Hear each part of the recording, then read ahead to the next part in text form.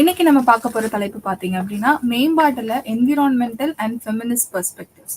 அதாவது ஒரு நாட்டோட வளர்ச்சி மற்றும் மேம்பாடு அது பத்தின ஒரு பாலிசி கிரியேட் பண்ணும்போது அதுல நம்ம வந்து என்னென்ன கண்ணோட்டங்கள் பார்க்க போறோம் அப்படின்னா என்விரான்மெண்டல் சமூக சூழல் சம்பந்தமாகவும் ஃபெமினிஸ்ட் சம்பந்தமாகவும் இந்த ரெண்டு கண்ணோட்டங்கள்லயும் நம்ம வந்து ஒரு டெவலப்மெண்ட் ஒரு மேம்பாடு அடைகிறது இல்ல ஒரு வளர்ச்சிக்காக பல நாடுகள்ல போடப்படுற பாலிசிகள் வந்து திட்டங்கள் வந்து என்ன மாதிரியான சூழல்ல கிரியேட் பண்ணுது அப்படிங்கறத பத்தி தான் இன்னைக்கு வந்து நம்ம பார்க்க போறோம். அதுல முக்கியமா பாத்தீங்க அப்படின்னா நிறைய சுற்றுச்சூழல் சம்பந்தமா அது எப்படி வந்து அந்த சூழலை வந்து அஃபெக்ட் பண்ணுது இல்ல அதனால ஏற்படக்கூடிய நன்மைகள் தீமைகள் என்னென்ன இருக்கு அதை வந்து கருத்துல கொண்டுதான் வந்து அந்த திட்டங்களை வந்து உருவாக்குறாங்களா அப்படிங்கிற விஷயத்த பத்தி நம்ம அந்த என்விரான்மெண்டல் பெர்ஸ்பெக்டிவ்ஸ்ல பார்ப்போம். அதே மாதிரி ஃபெமினிஸ்ட் பெர்ஸ்பெக்டிவ்ஸ்ல பார்த்தோம் அப்படின்னா நிறைய வளர்ச்சி அடையக்கூடிய திட்டங்கள்ல வந்து பெண்களுக்கு எந்த மாதிரியான ஒரு முக்கியத்துவம் கொடுத்திருக்காங்க, எந்த மாதிரியான ஒரு சமூக நிலையை வந்து கொடுத்திருக்காங்க, அவங்க வந்து அதுல பெனிஃபிஷியரியா இருக்காங்களா இல்லையா, அது வந்து அவங்க கிட்ட போய் சேருதா அப்படிங்கறத பத்தி நம்ம இன்றைய வகுப்புல வந்து பார்க்கலாம். முதல்ல பாத்தீங்க அப்படின்னா நம்ம வந்து என்விரான்மெண்டல் பெர்ஸ்பெக்டிவ் சுற்றுச்சூழல் சம்பந்தமா அந்த கண்ணோட்டத்துல நம்ம பார்க்க போறோம். வளர்ச்சி குறித்த சுற்றுச்சூழல் கண்ணோட்டங்கள். அப்போ ஒரு சுற்றுச்சூழல் நம்ம வந்து ஒரு டெவலப்மெண்ட் அப்படின்னு நம்ம எடுக்கும் போதே அதுல சுற்றுச்சூழல் வந்து நம்ம எந்த அளவுக்கு வந்து அதுக்கு முக்கியத்துவம் கொடுத்திருக்கோம், அந்த திட்டங்கள் நம்ம வகுக்கும் போது நம்மளுக்கான நம்ம மனிதங்கள் தேவைகளுக்காக நம்ம நிறைய திட்டங்கள் போடுறோம். நம்மளோட தேவைகளுக்காக நம்ம வந்து அதுல முன்னேறணும், நம்ம மேம்பாடு அடையணும் அப்படின்னு. ஆனா இயற்கை அப்படிங்கிற ஒரு விஷயம் இல்லாம நம்மளால எந்த ஒரு விஷயமே செயல்படுத்த முடியாது இல்லையா. எல்லா விஷயத்துக்குமே அடிப்படையா என்னவா இருக்கும் அப்படின்னா கண்டிப்பா இயற்கை. ஏன்னா நமக்கு நமக்கு கிடைக்கக்கூடிய எனர்ஜி, நம்ம என்ன பண்ணாலும் அதுக்குன்னு ஒரு எனர்ஜி தேவை. அந்த எனர்ஜி வந்து நம்ம எங்க இருந்து எடுத்துக்கிறோம் அப்படின்னா கண்டிப்பா சுற்றுச்சூழல்ல இருந்து நம்ம எடுத்துக்கிறோம். இந்த சுற்றுச்சூழல் அப்படின்னு வரும்போது இந்த சுற்றுச்சூழலுங்களை வந்து நம்ம வந்து வெறும் உயிரினங்களை மட்டுமே எடுத்துக்க முடியாது. உயிரற்ற சில பொருட்களையும் நம்ம சேர்த்துதான், அதாவது நம்ம சுத்தி இருக்கிற பொருட்கள் அது வந்து உயிருள்ளவையா இருக்கலாம், உயிரற்றவையா இருக்கலாம். அதாவது நம்ம சுற்றுச்சூழல் அப்படின்னு நம்ம சொல்றோம். அப்ப சுற்றுச்சூழல் அப்படிங்கிற ஒரு வார்த்தை வந்து எதுல இருந்து நம்ம எடுக்கிறோம் அப்படின்னா அந்த பிரெஞ்சு அப்படிங்கிற வார்த்தையான என்விரானர் அப்படிங்கிறது. இந்த வார்த்தைக்கு என்ன அர்த்தம் அப்படின்னு பாத்தீங்கன்னா நெய்பர்ஹுட், அதாவது நம்ம பக்கத்துல இருக்கிறவங்க, அக்கம் பக்கத்தினர் அப்படின்னு நம்ம சொல்லக்கூடிய அந்த நெய்பர்ஹுட். அதனால நம்ம சுற்றுச்சூழல் என்விரான்மெண்ட் அப்படிங்கிற வேர்ட் வந்து என்விரானர் அப்படிங்கிற வார்த்தைகள்ல இருந்து டிரைவ் பண்ணியிருக்காங்க. எந்த உயிரினத்தையும் வார்த்தை கூறுவதால் எந்த உயிரினத்தையும் சுற்றியுள்ள இடம், மக்கள், விஷயங்கள் மற்றும் இயற்கை சுற்றுச்சூழல் என்று அழைக்கப்படுகிறது. அத நம்ம சுத்தி இருக்கிற எந்த விஷயமா, நம்ம இருக்கிற இடம், அந்த இடத்துல இருக்கக்கூடிய மக்கள், அந்த விஷயங்கள் இல்ல பொருட்கள் இல்ல இயற்கை சுற்றுச்சூழல், இது எல்லாமே சேர்ந்ததுதான் வந்து என்ன சொல்றாங்க அப்படின்னா ஒரு சுற்றுச்சூழல் அப்படின்னு சொல்றாங்க. அதுல வந்து உயிரியலாவும் இருக்கலாம், உயிரற்ற கூறுகள் ரெண்டுமே இருக்கும். அதுல வந்து பயோட்டிக் அண்ட் ஏபயோட்டிக் காம்பனன்ட்ஸ் அப்படின்னு சொல்லுவோம். ஒரு சுற்றுச்சூழல் இருந்தா இது ரெண்டுமே வந்து கண்டிப்பா இருக்கும். இப்போ அந்த இயற்கை சுற்றுச்சூழல்னு ஒண்ணு இருக்கு, இன்னொன்னு மனிதனால் உருவாக்கப்பட்ட சுற்றுச்சூழல்னு ஒண்ணு இருக்கு. இயற்கைனா இயற்கையா நம்ம மனிதனோட இடையூறுகள் இல்லாம இல்ல மனிதனுடைய ஹெல்ப் எதுவுமே இல்லாம அதுவே இயற்கை இருக்கிறது வந்து இயற்கை சுற்றுச்சூழல் அப்படின்னு நம்ம சொல்லுவோம். அதே மனிதனால் உருவாக்கப்பட்ட சுற்றுச்சூழல் அப்படின்னா மனிதர்கள் வந்து அவங்களோட தேவைக்காக சுற்றுச்சூழலோட அந்த சுற்றுச்சூழலை மாற்றி அமைக்கிறாங்க இல்லையா, அதுதான் வந்து என்ன சொல்றாங்கன்னா மனிதனால் உருவாக்கப்பட்டதுன்னு சொல்றாங்க. அவர்கள் பயிர்களை வளர்க்க கற்றுக்கொள்கிறார்கள் மற்றும் குடியேறிய வாழ்க்கையை வாழ வீட்டு விலங்குகளை பயன்படுத்துகிறார்கள்.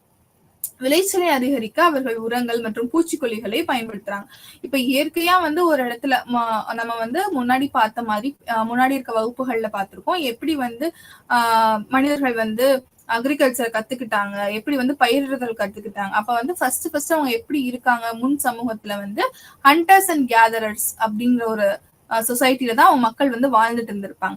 அப்ப ஹண்டர்ஸ் அண்ட் கேதரர்ஸ் என்ன பண்ணுவாங்கன்னா நடந்து போயிட்டே இருப்பாங்க. அவங்களுக்கு எங்கெங்கெல்லாம் ஃபுட்டு, அவங்களுக்கு முக்கியமான தேவை அன்றைய வாழ்க்கையில அவங்களோட தேவை என்ன இருக்கு அப்படின்னா அந்த உணவுன்ற ஒரு விஷயம். அந்த உணவை தேடிக்கிட்டே அவங்க போயிட்டே இருப்பாங்க. அந்த உணவை சேகரிக்கிறது, அந்த உணவை எப்படி வந்து ஹண்ட் பண்ணி அனிமல்ஸா இருந்தா அதை ஹண்ட் பண்ணி அதை எடுத்துட்டு வர விஷயம். இன்னொன்னு வந்து என்னன்னா சேகரிக்கிறது, பழங்கள், காய்கள் இது எல்லாத்தையுமே சேகரிக்கிறாங்க. அப்படி அவங்க போய்கிட்டே இருக்கும் போது ஏதாவது ஒரு இயற்கை மாற்றத்தின் காரணமாக அதுல ஒரு கிளைமேட்டிக் கண்டிஷன்ஸ் காரணமா தொடர்ந்து மழை பெய்யும் போது ஒரு இடத்துல தங்க வேண்டிய சூழல் உருவாகுது. அப்படி அவங்க தங்கிட்டு இருக்கும் போது ஒரு விதைகள்ல இருந்து செடி முளைக்கிறத வந்து அவன் கண்டுபிடிக்கிறான். அப்படி இந்த மனிதர்கள் வந்து அந்த விஷயத்த கண்டுபிடிக்கிறப்போ ஓகே இப்படி விதைய போட்டு மண்ணுக்குள்ள மூடி வச்சா ஒரு செடி வளருது அப்படிங்கிற ஒரு விஷயம் வந்து அவன் தெரிஞ்சுக்கிறான். அதுல இருந்து என்ன பண்றாங்க அப்படின்னா அவங்க வந்து பயிரிடுதல், சரி நம்ம ஏன் வந்து உணவுகளை தேடி தேடி நம்ம அலையணும், இதெல்லாம் இந்தந்த இடத்துல எல்லாம் இந்த மரத்துல எல்லாம் வந்து நம்ம உண்ணக்கூடிய உணவுகள் வந்து இருக்கு. அப்ப அதோட விதைகளை சேகரித்து நம்ம பயிரிடலாமே அப்படின்னு சொல்லிட்டு அவன் பயிரிடுதல் அப்படிங்கிற ஒரு விஷயத்த வந்து கத்துக்கொள்றாங்க. அப்ப மனிதனுக்கு என்ன தேவை? இந்த இடத்துல உணவு அப்படிங்கிற ஒரு விஷயம் தேவை. அப்ப எனக்கு உணவு தேவைன்றதுக்காண்டி இயற்கையா அங்கங்க காட்டுலயோ இல்ல மலைகள்லயோ இல்ல வயல்வெளிகள்லயோ எங்கேயோ ஒரு இடத்துல வந்து அந்த செடி முளைச்சிருக்கு. ஒத்த ஒத்த செடியா முளைச்சிருக்கும். அங்கங்க இருக்கும் அந்த மரங்கள். அப்ப இவன் என்ன பண்றான்? எனக்கு வந்து இந்த நடுவுல வந்து தேவையில்லாத மரங்களும் இருக்கும். அதாவது உணவு அந்த மரத்தினுடைய காயோ பழங்களையோ வந்து சாப்பிட்டா விஷமா இருக்கும். அந்த மாதிரியான மரங்களும் கண்டிப்பா நடுவுல இருக்கும். அப்ப சுவை மிகுந்த எனக்கு தேவையான எனக்கு அதிக ஆற்றல் தரக்கூடிய அந்த உணவுகளை நான் என்ன பண்றேன் அப்படின்னா அதையெல்லாம் சேகரித்து கொண்டு வந்து நான் பயிரிடுறேன். ஏன்னா எனக்கு வந்து என்ன தேவை? இந்த ஆற்றல்ன்ற ஒரு விஷயம் தேவை. எனக்கு உணவு வேணும். அதுக்காக நான் என்ன பண்றேன்? ஒரு நிலத்தை வந்து கிளீன் பண்ணிட்டு அங்க இருக்க மரத்தை இல்ல செடி கொடிகள் அது எல்லாத்தையும் வந்து நான் கிளீன் பண்ணிட்டு பயிரிட ஆரம்பிக்கிறேன். அப்ப என்னுடைய தேவைக்காக இயற்கையா இருக்கக்கூடிய ஒரு சூழலை நான் மாத்தி அமைக்கிறேன். அப்ப இது வந்து என்ன சூழல்னு சொல்றாங்க அப்படின்னா மனிதனால் உருவாக்கப்பட்ட சூழல். அப்ப மக்கள் என்ன பண்றாங்க? அங்கேயே நிரந்தரமா குடியேறுறாங்க. இது வரைக்கும் வந்து நாடோடிகளா உணவுகளை தேடி போய்கிட்டு இருந்தவங்க என்ன பண்றாங்க? குடியேறாங்க. அப்ப அதுக்கும் என்ன பண்ணணும்? அவங்க நிலத்தெல்லாம் வந்து கிளியர் பண்ணி மரம் செடி கொடிகள் இருக்கிற அந்த நிலத்தை வந்து கிளியர் பண்ணி அவங்க என்ன பண்றாங்க? குடியேறாங்க. அப்ப ஒரு குடிசை மாதிரியோ இல்ல வீடு கட்டுற அமைப்பு வீடு மாதிரியான ஒரு அமைப்பை வந்து கண்டிப்பா அவங்க கட்டி ஆகணும். ஏன்னா மலையில இருந்தும் வெயில்ல இருந்தும் தங்களை தற்காத்து கொள்ள அதுக்கு முன்னாடி குகைகள்ல வாழ்ந்திருப்பாங்க. ஆனா அவங்க பயிரிடுதலை கண்டுபிடிச்சதுக்கு அப்புறம் எல்லாத்துக்கும் வந்து ஆதாரமா இருக்கக்கூடிய நீர் படுக்கைக்கு பக்கத்துலதான் கண்டிப்பா வந்து அவங்களோட குடியேற்றங்கள் இருக்கும். ஆற்றுப்படுக்கை முக்கியமா. அப்ப அந்த ஆற்றங்கரையோரமா வந்து அவங்க வந்து குடியேற்றங்கள் நடக்கும்போது கண்டிப்பா வந்து அவங்க என்ன அந்த விளைச்சலுக்காக ஏன்னா நீர்ப்பாசனம் வந்து அப்பதான் வந்து ரொம்ப எளிமையா பண்ண முடியும். அதுக்காக அவங்க என்ன பண்றாங்க அப்படின்னா அவங்க வந்து அவங்களோட குடியேற்றங்கள் வந்து கண்டிப்பா ஆற்றுப்படுக்கைகள். ஆனா நம்ம இன்றைய காலகட்டம் வரைக்கும் நம்ம கண்டுபிடிச்ச நிறைய நாகரிகங்கள் எல்லாமே வந்து எதுக்கு பக்கத்துலதான் இருக்கு அப்படின்னா கண்டிப்பா ஒரு நதியை வந்து ஆதாரமா வச்சுதான் அங்கதான் வந்து குடியேற்றங்கள் வந்து நடந்திருக்கு. அப்போ அவங்க பண்ணும்போது ஏன் வந்து பண்றாங்கன்னா எல்லாத்துக்கும் ஆதாரமா இருக்கிறது நீர். எல்லா விஷயத்துக்கும் அது தேவை. அதுக்கப்புறம் என்ன பண்றாங்க? அவங்க பயிரிடுதல் பண்றதுக்கு அப்புறம் அதை வந்து காட்டு விலங்குகள்கிட்ட இருந்தோ இல்ல மத்த விலங்குகள் சேதம் பண்ணக்கூடிய விலங்குகள்கிட்ட காக்குறதுக்காக வீட்டு விலங்குகளை வளர்க்க ஆரம்பிக்கிறாங்க. நாய் மாதிரியான விஷயங்கள் இதெல்லாம் வந்து வளர்க்க ஆரம்பிக்கிறாங்க. அந்த நாய்கள் வந்து அவங்களுக்கு பாதுகாப்பு தருது. அப்புறம் அவங்களுக்கு தேவைக்காக ஆடு மாடு கோழி இதெல்லாமே வளர்த்து அவங்களுக்கு பால் வேணும் இல்ல அவங்களுக்கு முட்டை வேணும் அவங்களுக்கு மீட் வேணும் அப்படின்றதுக்காண்டி நிறைய சுற்றுச்சூழலை வந்து இவங்க வந்து மாத்தி அமைச்சுக்கிறாங்க. சோ அதுக்கப்புறம் என்ன பண்றாங்க? விளைச்சல் சரி இப்படி போயிட்டே இருக்கு. ஒரு ரொம்ப வந்து எனக்கு கம்மியா தான் விளைச்சல் கொடுக்குது அப்படின்ற பட்சத்துல அவங்க என்ன பண்றா புதுசா ஒரு விஷயத்த கண்டுபிடிக்கிறேன். அதுக்கப்புறம் சொசைட்டிஸ் வந்து வளர்ந்துட்டே இருக்கு. நிறைய அறிவியல் சிந்தனைகள் உருவாகுது. அறிவியல் கருத்துக்கள் வருது. நிறைய அறிவியல் கண்டுபிடிப்புகள் வருது. அப்ப என்ன பண்றாங்க? ஓகே எனக்கு வந்து நிறைய குறைந்தமான இடத்துல வந்து நிறைய விளைச்சல் வேணும் அப்படின்னா நான் அதை வந்து உரங்கள் வந்து நான் யூஸ் பண்ணா எனக்கு நிறைய கிடைக்கும். இயற்கை உரம் யூஸ் பண்ணிட்டு இருந்த ஒரு காலகட்டம் போய் நம்ம என்ன பண்ண போனா கெமிக்கல் ஃபெர்டிலைசர்ஸ் வந்து அதிகமா யூஸ் பண்ண ஆரம்பிச்சோம். சோ இந்த மாதிரி நம்மளோட தேவை நம்மளோட டெவலப்மெண்ட்காக அந்த சுற்றுச்சூழலை கருத்துல கொள்ளாம நம்மளோட தேவைக்காக மட்டும் நம்ம வந்து பயன்படுத்தி போறோம். அப்ப இதோட இம்பாக்ட் வந்து எனக்கு எப்படி இருக்கும்? அது வந்து என்ன மாதிரியான ஒரு இம்பாக்ட வந்து கிரியேட் பண்ணுது அப்படிங்கறத பத்தி நம்ம அடுத்து பார்க்கலாம். அப்ப மனித குலம் இயற்கை வளங்களை அதிகமாக பயன்படுத்துகிறது மற்றும் அதை குறைக்குது அப்படின்னு சொல்றாங்க. அப்ப நம்ம என்ன பண்றோம் அப்படின்னா இயற்கையில இருக்க வளங்களை எல்லாத்தையும் எடுத்துட்டே இருந்தா அது ஆட்டோமேட்டிக்கா என்ன ஆகும்? கம்மியாயிரும் இல்லையா? சோ அதை வந்து நம்ம என்ன பண்றோம்? குறைச்சிடுறோம். அப்போ ஏன்னா நம்ம பார்த்தோம் லேண்ட வந்து நம்ம கிளியர் பண்றோம். கிளியர் பண்ணி அதுல செட்டில்மெண்ட்ஸ் உருவாகுது. அது மட்டும் இல்லாம அதுல இருக்கக்கூடிய வளங்கள் எல்லாத்தையும் எடுக்கிறோம். பெட்ரோல் கோல் நம்ம எல்லாமே வந்து நம்ம வளங்கள் வந்து இயற்கையிட்ட இருந்தா எடுக்கிறோம். எதை வேஸ்ட் பண்ணாலும் இப்ப இன்னைக்கு நம்ம பேசிக்கிட்டு இருக்கக்கூடிய இந்த ஒரு ஆன்லைன் இது கூட நம்ம வந்து என்ன பண்றோம்? Electro magnetic waves. அப்ப அது காத்து. அந்த காத்துன்ற ஒரு விஷயம் இல்ல. அந்த ரேடியோ ஆக்டிவ் மெட்டீரியல் அப்படின்ற ஒரு விஷயம் வந்து நம்மளுக்கு எங்க இருந்து கிடைக்குது? நேச்சர்ல இருந்து தான் கிடைக்குது. இன்கேஸ் இந்த சிக்னல்ஸ் எல்லாம் அது ரிஃப்ளெக்ட் பண்ணல அப்படின்னா நம்மளால வந்து இன்னைக்கு இப்படி பேசிட்டு இருக்க முடியாது. அப்போ இது எல்லாமே நம்மளுக்கு என்ன ஒரு அட்வான்ஸ்டு டெக்னாலஜி எடுத்தாலும் கண்டிப்பா அதுக்கு எனர்ஜின்ற ஒரு விஷயம் தேவை. அந்த எனர்ஜி நம்ம எங்க இருந்து எடுக்கிறோம் அப்படின்னா இயற்கையில சோலார் எனர்ஜியா இருக்கட்டும், hydro power electricity, thermal power plant இந்த மாதிரி எந்த விஷயமா இருந்தாலும் நம்மளுக்கு என்ன தேவை ஆதாரமா இருக்கிறது வந்து கண்டிப்பா வந்து இயற்கை வளங்கள் தான். அப்ப நம்ம இயற்கை வளங்களை வந்து நம்ம அதிகமா யூஸ் பண்ண அது வந்து குறைஞ்சு போயிட்டே இருக்கும் அப்படின்னு சொல்றாங்க. அப்ப நகரங்கள் மற்றும் நகர்ப்புற மையங்கள்ல வாழ்க்கை மனிதனால் உருவாக்கப்பட்ட கலாச்சாரத்திற்கு ஒரு எடுத்துக்காட்டுன்னு சொல்றாங்க. ஏன் வந்து நம்ம நகரங்கள் நகர்ப்புற மையங்கள் சொல்றோமா? கிராமங்கள்ல வந்து இருக்கிறத விட நகரங்கள்ல ரொம்ப அதிகமா வந்து மாற்றங்கள் ஏற்பட்டிருக்கு. அதுக்காக நம்ம வந்து கிராமங்கள்ல மாற்றம் இல்லைன்னு சொல்ல முடியாது. ஏன்னா அக்ரிகல்ச்சர் லேண்ட், நம்ம வந்து விவசாயம் பண்ணக்கூடிய நிலங்களே மனிதனால் ஏற்படக்கூடிய ஒரு மாற்றம். ஆனாலும் அங்க நம்ம என்ன பண்றோம் அப்படின்னா விவசாயம் பண்றதுனால அப்ப வந்து அதிகமான மாற்றங்கள் வந்து எங்க நடந்திருக்கும் அப்படின்னா நகரங்கள்ல நடந்திருக்கும். அதுக்கு பெஸ்ட் எக்ஸாம்பிள் நம்மளால ஈஸியா வந்து கனெக்ட் பண்ணிக்கிற முடியும்ன்றதுக்காக நீங்க நகரம் அப்படின்ற விஷயத்த சொல்றாங்க. ஆனால் நகர வளிமண்டலம் கிராமப்புறங்களை விட மாசுபடுகிறது. ஏன் வந்து நகர்ப்புறங்கள் வந்து கிராமப்புறங்களோட மாசுபாடு அடையுது அப்படின்னா நகரத்துலதான் அதிகமா என்ன இருக்கும், தொழிற்சாலைகள் இருக்கு, மின் உற்பத்தி நிலையங்கள் இருக்கு, தொழில்கள் மற்றும் நிறுவனங்கள், வளிமண்டலம் மற்றும் காற்றின் மாசு. அப்ப வளிமண்டலத்துல அது என்ன பண்ணுதுன்னா மாசுபாடை வந்து ஏற்படுத்துது.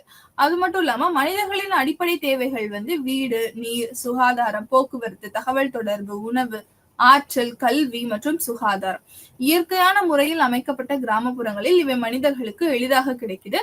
ஆனா நகர்ப்புறங்கள்ல வந்து என்ன இருக்காது அப்படின்னா அந்த இது வந்து ரொம்ப ஈஸியா கிடைக்காது. இதுல வந்து என்ன நம்ம முக்கியமானது பார்க்க வேண்டியதுன்னா சேவைகள் எல்லாமே நகர்ப்புறங்கள்ல ஈஸியா ஆக்சசிபிளா இருக்கும். இப்போ ஒரு ஸ்கூல்ல போய் பார்க்கணும், இல்ல ஒரு ஹாஸ்பிட்டல்ல நான் டக்குன்னு உடம்பு சரியில்லை, நான் உடனே ஹாஸ்பிட்டலுக்கு போகணும் அப்படின்னா அதுல நிறைய ஹாஸ்பிட்டல்ஸ் இருக்கும். நிறைய வந்து ஸ்கூல் பிடிக்கலாம், இந்த ஸ்கூல் மாத்திக்கலாம் அப்படின்ற மாதிரி விஷயங்கள், அந்த சேவை தொடர்பு, அதே மாதிரி போக்குவரத்து தொடர்பு, இது எல்லாமே வந்து அதிகமா இருக்கக்கூடிய இடங்கள் வந்து என்ன அப்படின்னா நகரத்துல இருக்கும். ஆனா கிராமங்கள்ல என்ன அப்படின்னா போக்குவரத்து வந்து கம்மியா தான் இருக்கும், ஆனா மாசுபாடு கம்மியா இருக்கும். அதே மாதிரி சுகாதாரமா இருக்கும். வீடு, இது எல்லாமே வந்து ஆக்சசபிலிட்டி வந்து அதிகமா வந்து நகர்ப்புறங்கள்ல இருக்கும். ஆனா அது சரியான முறையில மாசுபாடு அடையாம எங்க இருக்குன்னு பார்த்தோம் அப்படின்னா கிராமப்புறங்கள்ல தான் இருக்கு அப்படின்னு சொல்றாங்க. இப்ப வந்து சமூக சூழல், நம்ம வந்து சோசியல் என்விரான்மெண்ட் அப்படிங்கிற ஒரு விஷயத்தை பத்தி பார்க்க போறோம். சமூக சூழல்ல கலாச்சார விதிமுறைகள், மதிப்புகள் மற்றும் அரசியல், பொருளாதார மற்றும் மத நிறுவனங்கள் உள்ளன. அப்ப சமூக சூழலுக்குள்ள அந்த சோசியல் நம்ம என்விரான்மெண்ட் சொல்லும் போது சமூக இன்ஸ்டிடியூஷன்ஸ் எல்லாமே உள்ள வந்துடும். அப்ப அந்த இன்ஸ்டிடியூஷன்ஸ் எல்லாம் என்னென்ன இருக்கும் அப்படின்னா விதிமுறைகள் இருக்கும், நிறைய ரூல்ஸ் அண்ட் ரெகுலேஷன்ஸ் நம்ம ஃபாலோ பண்ணுவோம், மதிப்புகள், வேல்யூஸ் இருக்கும், அரசியல் இருக்கும், பொருளாதார மற்றும் மத நிறுவனங்கள் உள்ள வந்துருவாங்க. இது எல்லாம் சேர்ந்ததுதான் ஒரு சமூகம். கண்டிப்பா வந்து இது எல்லாத்தையும் நம்ம வெளியில வச்சுட்டு ஒரு சமூகத்தை பார்க்க முடியாது. ஏன்னா சமூகம் அப்படிங்கிறது வந்து என்ன அப்படின்னா ஒரு குரூப் ஆஃப் பீப்புள் வந்து ஒரு இடத்துல வாழ்ந்துட்டு இருக்காங்க, அதை வந்து நம்ம ஒரு சமூகம் அப்படின்னு நம்ம சொல்றோம். அப்ப அந்த குரூப் ஆஃப் பீப்புள் கிட்ட வந்து அவங்க ஹோமோஜீனியஸாவும் இருக்கலாம், ஹெட்ரோஜீனியஸாவும் இருக்கலாம். அப்போ அவங்களுக்குள்ள இருக்க அந்த கலாச்சார விதிமுறைகளை பத்தி நம்ம படிக்கணும். அவங்க என்ன மாதிரியான பிலீஃப் சிஸ்டம் அவங்க ஃபாலோ பண்றாங்க, என்ன மாதிரியான வேல்யூ சிஸ்டம் அவங்க ஃபாலோ பண்றாங்க, என்ன மாதிரியான பொலிட்டிக்கல் பிலாசபி அவங்க ஃபாலோ பண்றாங்க, எக்கனாமிக் அவங்க என்ன பண்றாங்க. ஸோ இந்த மாதிரியான எல்லா விஷயங்களையுமே நம்ம வந்து என்ன பண்ணணும், படிச்சா மட்டும்தான் அந்த சமூகத்துக்கு என்ன தேவைங்கிறது நம்மளுக்கு தெரியும். அப்போ இந்த மாதிரியான சமூக சூழல்ல இருக்கும்போது இந்த நிறுவனங்கள் சமூக சூழலில் குறிப்பிடத்தக்க பங்கை வகிக்கின்றன மற்றும் அதன் நன்மை மற்றும் வாழ்வாதாரத்திற்காக சுற்றுச்சூழல் வளங்களை எவ்வாறு பயன்படுத்துகிறன என்பதை தீர்மானிக்கின்றன. அது மட்டும் இல்லாம இவங்களும் என்ன பண்றாங்க அப்படின்னா அந்த சுற்றுச்சூழலை வந்து எந்த அளவுக்கு வந்து சுற்றுச்சூழல் வளங்களை வந்து யூஸ் பண்ணிக்கிறாங்க, பயன்படுத்துறாங்க அப்படிங்கிறது தான். ஏன் அப்படின்னா கண்டிப்பா வந்து அரசியல் பண்ணும் போது அரசியல் ஒரு விஷயம் வந்து இருக்கு, இல்ல பொருளாதாரத்துக்காக வந்து மேம்பாடு அடையணும்னா கண்டிப்பா ஏதாவது ஒரு விஷயம் வந்து பண்ணுவாங்க இல்லையா. இப்ப அரசியல்ல வந்து ஒருத்தர் வந்து ஜெயிக்கிறாரு அப்படின்னா அவர் என்ன சொல்லுவார், நான் உங்க ஊருக்கு வந்து டேம் கட்டித்தரேன், இல்ல வந்து கால்வாய் கட்டித்தரேன், அந்த மாதிரி ஏதாவது சில விஷயம், இல்ல ஒரு பெரிய உங்களுக்கு வந்து அந்த ஊர்ல வந்து இந்த மாதிரி லைப்ரரி கட்டித்தரேன் அப்படின்னு கூட சொல்லலாம். ஆனா லைப்ரரிங்கிற ஒரு விஷயம் வந்து நம்மளுக்கு கண்டிப்பா தேவை. ஆனா அந்த லைப்ரரிக்குரிய கட்டிடம் வந்து என்ன மாதிரியான நிலங்கள்ல அமைக்க போறாங்க அப்படிங்கறதுதான் இங்க வந்து மிகப்பெரிய கேள்வி. சோ இது எல்லாத்தையுமே வந்து அவங்களோட தேவைக்காக அவங்க அந்த இயற்கை வளங்களையோ இல்ல சுற்றுச்சூழல் வளங்களையோ வந்து எப்படி பயன்படுத்திக்கிறாங்க அப்படிங்கிற தீர்மானம் யாரு பண்றா அப்படின்னா இந்த சோசியல் இன்ஸ்டிடியூஷன்ஸ் எல்லாமே பண்றாங்க. அதை வந்து அவங்க பாதுகாக்க முற்படுறாங்களா, இல்ல சில மத அமைப்புகளா இருக்கட்டும், இல்ல பொருளாதார நிறுவனங்களா இருக்கட்டும், இல்ல பொது நிறுவனங்களா இருக்கட்டும், இவங்க என்ன பண்ணுவாங்கன்னா சமூக சூழல்ல இருக்கக்கூடிய நிறுவனங்கள் எல்லாருமே என்விரான்மெண்டலை வந்து பாதுகாக்கணும்னு நினைப்பாங்க. சரியா, சுற்றுச்சூழலை பாதுகாக்கணும்னு சில அமைப்புகள் நினைக்கும், ஆனா சில அமைப்புகள் வந்து அதை கண்டுக்கிற மாட்டாங்க. சோ அந்த தீர்மானங்கள் அவங்க அந்தந்த இன்ஸ்டிடியூஷன் எடுத்துக்கணும்னு சொல்றாங்க. அப்ப சமூகத்தின் முக்கிய நிறுவனங்கள் மற்றும் குழுக்கள் வாழ்க்கையின் இத்தகைய அடிப்படை தேவைகளில் அக்கறை கொண்டுள்ளன. இது எல்லாமே வந்து வாழ்க்கை முறையை நம்ம எப்படி வாழணுன்றதுக்காக தான் இந்த சமூக சூழல் எல்லாமே இருக்கக்கூடிய அந்த இன்ஸ்டிடியூஷன்ஸ் எல்லாம் இருக்கு, அந்த நிறுவனங்கள்லாம் அதுக்காக தான் இயங்குது அப்படின்னு சொல்றாங்க. மேலும் அனைத்தும் ஒன்றாக அவை சமூக சூழலை உருவாக்கின. இதெல்லாம் சேர்ந்ததுதான் சமூக சூழலை ஒண்ணு கிரியேட் பண்ணுது. சமூக கலாச்சார சூழல்ல பாத்தீங்க அப்படின்னா இனப்பெருக்கம், சமூகமயமாக்கல், கலாச்சார பாரம்பரியத்தை ஒரு தலைமுறையிலிருந்து மற்றொரு தலைமுறைக்கு மாற்றுதல் மற்றும் பல போன்ற பல்வேறு செயல்பாடுகளை செய்யும் சமூக அமைப்பின் முதன்மை நிறுவனங்களில் குடும்பம் வந்து ஒன்றாகும்னு சொல்றாங்க. அதாவது நம்ம ஃபர்ஸ்ட் இந்த சோசியல் இன்ஸ்டிடியூஷன் எடுத்துக்கும் போது அதோட பேஸா நம்ம எதை பாக்குறோம் அப்படின்னா ஃபேமிலி, குடும்பம் தான் வந்து முதல்ல நிக்குது. ஏன் வந்து நம்ம குடும்பத்தை சொல்றோம் அப்படின்னா, ஒரு குழந்தை வந்து பிறந்த உடனே அது குடும்பத்துலதான் முதல்ல கத்துக்க வேண்டிய விஷயங்கள் இருக்கு. ஒரு சோசியலைசேஷன், சமூகமயமாக்கல் அப்படிங்கிற ஒரு விஷயத்துல ஒரு மனிதன் ஒரு சமூகத்துக்குள்ள போகும்போது சமூகம் வந்து அவனை அக்செப்ட் பண்ணிக்கணும், ஒத்துக்கணும்னா அதுக்கு என்னென்ன மாதிரியான வகைகள், என்னென்ன மாதிரியான கேரக்டர்ஸ் வேணும், என்னென்ன மாதிரியான மதிப்புகள் அது வச்சிருக்கணும் அப்படின்னு அந்த குழந்தைக்கு எடுத்து சொல்றது யாரு அப்படின்னா முதல் கட்டமா அந்த குடும்பம் தான் இருக்கும். அதனால நம்ம என்ன சொல்றோம், எல்லா விஷயத்துக்கும் அடிப்படையா இருக்கிறது வந்து என்னன்னா அந்த குடும்பம் தான். அந்த குடும்பம் தான் அந்த குழந்தைக்கு கலாச்சாரத்தை பத்தி சொல்லிக் கொடுக்கும், சமூகமயமாக்கல் பத்தி சொல்லிக் கொடுக்கும், கலாச்சார பாரம்பரியத்தை பத்தி சொல்லிக் கொடுக்கும். அப்ப அவங்க தலைமுறையில இருந்து அடுத்த தலைமுறைக்கு வந்து என்ன பண்ணுது அப்படின்னா ஒரு விஷயத்த கடத்துறாங்க. அப்ப யார் கடத்துறா அப்படின்னா அந்த முதன்மை செயலா செய்யக்கூடியது வந்து குடும்பம் தான். அப்ப அவங்க என்ன பண்ணணும் அப்படின்னா சுற்றுச்சூழலை பாதுகாக்கிறதுக்கும் இவங்க வந்து சொல்லிக் கொடுக்கணும் அப்படின்னு இங்க சொல்லப்படுறாங்க. வளர்ச்சிக்கும் சுற்றுச்சூழலுக்கும் இடையிலான உறவு என்ன? அப்ப டெவலப்மெண்ட் அண்ட் குரோத்துக்கும் இந்த என்விரான்மெண்டலுக்கும் என்ன ரிலேஷன்ஷிப் அப்படிங்கறத நம்ம பாக்குறோம். வளர்ச்சி அப்படிங்கிறது பாத்தீங்க அப்படின்னா சமூகத்தோட நுணுக்கங்களை கருத்தையும் தொடர்ந்து மாற்றுகிறது. அப்ப வளர்ச்சிக்கு ஒவ்வொரு ஆளு ஒவ்வொரு டைம் பீரியட்ல வேற வேற மாதிரி மீனிங் சொல்றாங்க அப்படின்னு சொல்லியிருக்காங்க. வளர்ச்சி என்பது முற்றிலும் ஒரு பொருளாதார நிகழ்வு அல்ல, மாறாக பல பரிணாம செயல்முறை அப்படின்னு சொல்றாங்க. இது வந்து வெறும் நம்ம வந்து எக்கனாமி சம்பந்தமா மட்டும் நம்ம என்ன பண்ண முடியாது, growth அண்ட் டெவலப்மெண்ட்டை பார்க்க முடியாது. அதை தவிர்த்து இதுக்கு வந்து நிறைய பரிமாணங்கள் வந்து இருக்கு அப்படின்னு சொல்லியிருக்காங்க. இது செழிப்பு, அமைதி மற்றும் அமைதிக்கான முழு பொருளாதார, சமூக, கலாச்சார மற்றும் அரசியல் அமைப்பின் மறுசீரமைப்பை உள்ளடக்கியது அப்படின்னு சொல்றாங்க. இது வந்து என்ன பண்ணுது அப்படின்னா வெறும் நம்ம வந்து growth அண்ட் டெவலப்மெண்ட் ரெண்டு வார்த்தைகளால வந்து இதை உள்ளடக்க முடியாது. இதுல நிறைய பரிணாமங்கள் இருக்குன்னு சொல்லியிருக்காங்க. அது செழிப்பா இருக்கலாம், அமைதியா இருக்கலாம், இல்ல அமைதியா வாழ்றதுக்காக தேவைப்படக்கூடிய அந்த பொருளாதார ரீதியா இருக்கலாம், சமூக கலாச்சாரம், அரசியல் அமைப்பு, இதை பத்தின எல்லா விஷயங்களையும் வந்து இது உள்ளடக்கியது. ஏன் வந்து இந்த நம்ம அரசியல் அமைப்பை கொண்டுட்டு வரோம் அப்படின்னா எந்த ஒரு பாலிசி மேக்கிங், இப்போ பொருளாதார ரீதிக்காக நம்ம வந்து ஒரு பாலிசி கிரியேட் பண்றோம், ஒரு திட்டத்தை வந்து கொண்டுட்டு வரோம், ஒரு திட்டத்தை அமல்படுத்த போறோம் அப்படின்னா அந்த திட்டங்கள் வந்து என்ன பண்ணக்கூடாது அப்படின்னா நம்மளுடைய அடிப்படை உரிமைகளை வந்து மீறுற ஒரு செயலா வந்து இருக்கக்கூடாது. அப்ப ஏன்னா நம்ம டெவலப்மெண்ட்டுக்காக நம்ம வந்து என்ன பண்ண முடியாது அப்படின்னா நம்மளோட டிக்னிட்டியை இழக்க முடியாது, நம்மளோட ரைட்ஸ் எல்லாம் இழக்க முடியாது, நம்மளோட உரிமைகளை நம்ம விட்டு கொடுக்க முடியாது. அப்ப அந்த மாதிரி ஏதாவது இருந்தா வந்து என்ன பண்ணோம் அப்படின்னா அந்த அரசியல் அமைப்பு, நம்ம எந்த ஒரு திட்டங்கள் செயல்படுத்தினாலுமே அரசியல் அமைப்பை வந்து மீறாம இருக்கிற மாதிரி நம்ம வந்து திட்டங்களை செயல்படுத்தணும். அதனாலதான் வந்து நம்ம என்ன பண்ணோம், அரசியலமைப்பை ஒரு பங்கா வந்து இங்க வச்சிருக்கோம். இது நவீனத்துவத்தின் திசையில் மற்றும் குறிப்பாக தேசத்தை கட்டி எழுப்புதல் மற்றும் சமூக பொருளாதார செழிப்பு மற்றும் சமூகத்தின் முன்னேற்றத்தின் திசையில் வளர்ச்சியின் ஒரு செயல்முறை அப்படின்னு சொல்றாங்க. அப்ப மாடர்னிட்டி நம்ம வரப்போ கண்டிப்பா என்ன பண்ணுவோம், இன்ஃப்ராஸ்ட்ரக்சர் டெவலப்மெண்ட் அப்படிங்கிற ஒரு விஷயத்துல நம்ம அதிகமா கான்சென்ட்ரேட் பண்ணுவோம். ஏன் அப்படின்னா எல்லா விஷயத்தையும் நம்ம பண்ண போற இன்ஃப்ராஸ்ட்ரக்சர் டெவலப்மெண்ட்ல நிறைய நம்ம வந்து என்ன பண்ணுவோம்னா சேவைகளை வந்து அதிகமா வச்சிருப்போம். அப்ப அதுக்கு முக்கியமான தேவைப்படுறது என்னன்னா இன்ஃப்ராஸ்ட்ரக்சர்.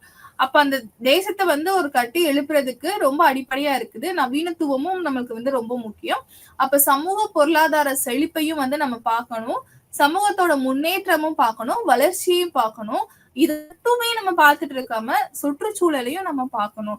இதெல்லாம் எதை பேஸ் பண்ணி அமைஞ்சிருக்கு அப்படின்னா சுற்றுச்சூழல் தான். ஏன்னா இன்ஃப்ராஸ்ட்ரக்சர் நம்ம ஒரு இடத்துல ஒரு பெரிய பில்டிங் கட்ட போறோம், அந்த பில்டிங்ல எல்லா விதமான வசதிகளும் வச்சு ஒரு பெரிய ஐடி செக்டர் உருவாகிறதுக்கு நம்ம ஒரு பெரிய பில்டிங் கட்டிடலாம் அப்படின்னா அந்த பில்டிங்கை சுத்தி அது வந்து எந்த இடத்துல கட்ட போறோம், அந்த இடம் வந்து விவசாய நிலமா இருக்கா, இல்ல வந்து நீர் உற்பத்தி ஆகிற இடமா இருக்கா, அந்த நீர் செழிப்பு இருக்கிற இடமா இருக்கா, அப்படி அப்படி அந்த இடத்துல கட்டணும் அப்படின்னா அதுக்கு மக்கள் யாராவது பாதிக்கப்படுவாங்களா, இல்ல வந்து யாரெல்லாம் வந்து அதுல இருந்து வந்து பெனிஃபிஷியரா இருப்பாங்க, எந்த மக்கள் எந்த தரத்துல சமூகத்துல எந்த படிநிலையில இருக்கக்கூடிய மக்கள் வந்து அதுல இருந்து முன்னேற்றம் அடைவாங்க அப்படிங்கறத பத்தி எல்லாத்தையும் வந்து நம்ம என்ன பண்ணணும்னா கருத்தில் கொள்ளணும்.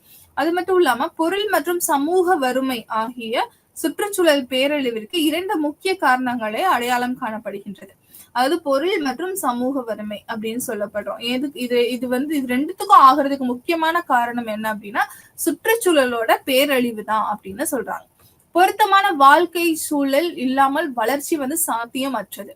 அதனால நிலையான வளர்ச்சி இல்லாமல் சுற்றுச்சூழலை அமைதிப்படுத்தவும் பராமரிக்கவும் முடியாது.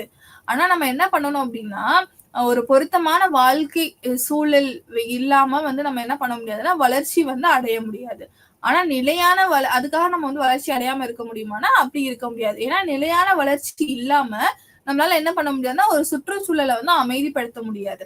ஏன் அப்படின்னா நம்மளோட தேவைகள் வந்து பூர்த்தியானாதான் நம்மளை சுத்தி இருக்கவங்க வந்து சந்தோஷமா இருப்பாங்க இல்லையா, உயிர் உள்ள ஜீவன்கள். அப்போ நம்மளே வந்து ரொம்ப கஷ்டப்படுற நிலைமையில இருக்கும் போது நான் எப்படி என்னையே பாதுகாத்துக்க முடியல, இல்ல என்னோட சுத்தி இருக்கவங்களை என்னால பாதுகாத்துக்க முடியல அப்படின்னா நான் எப்படி ஒரு சுற்றுச்சூழலை வந்து பாதுகாத்துக்க முடியும்?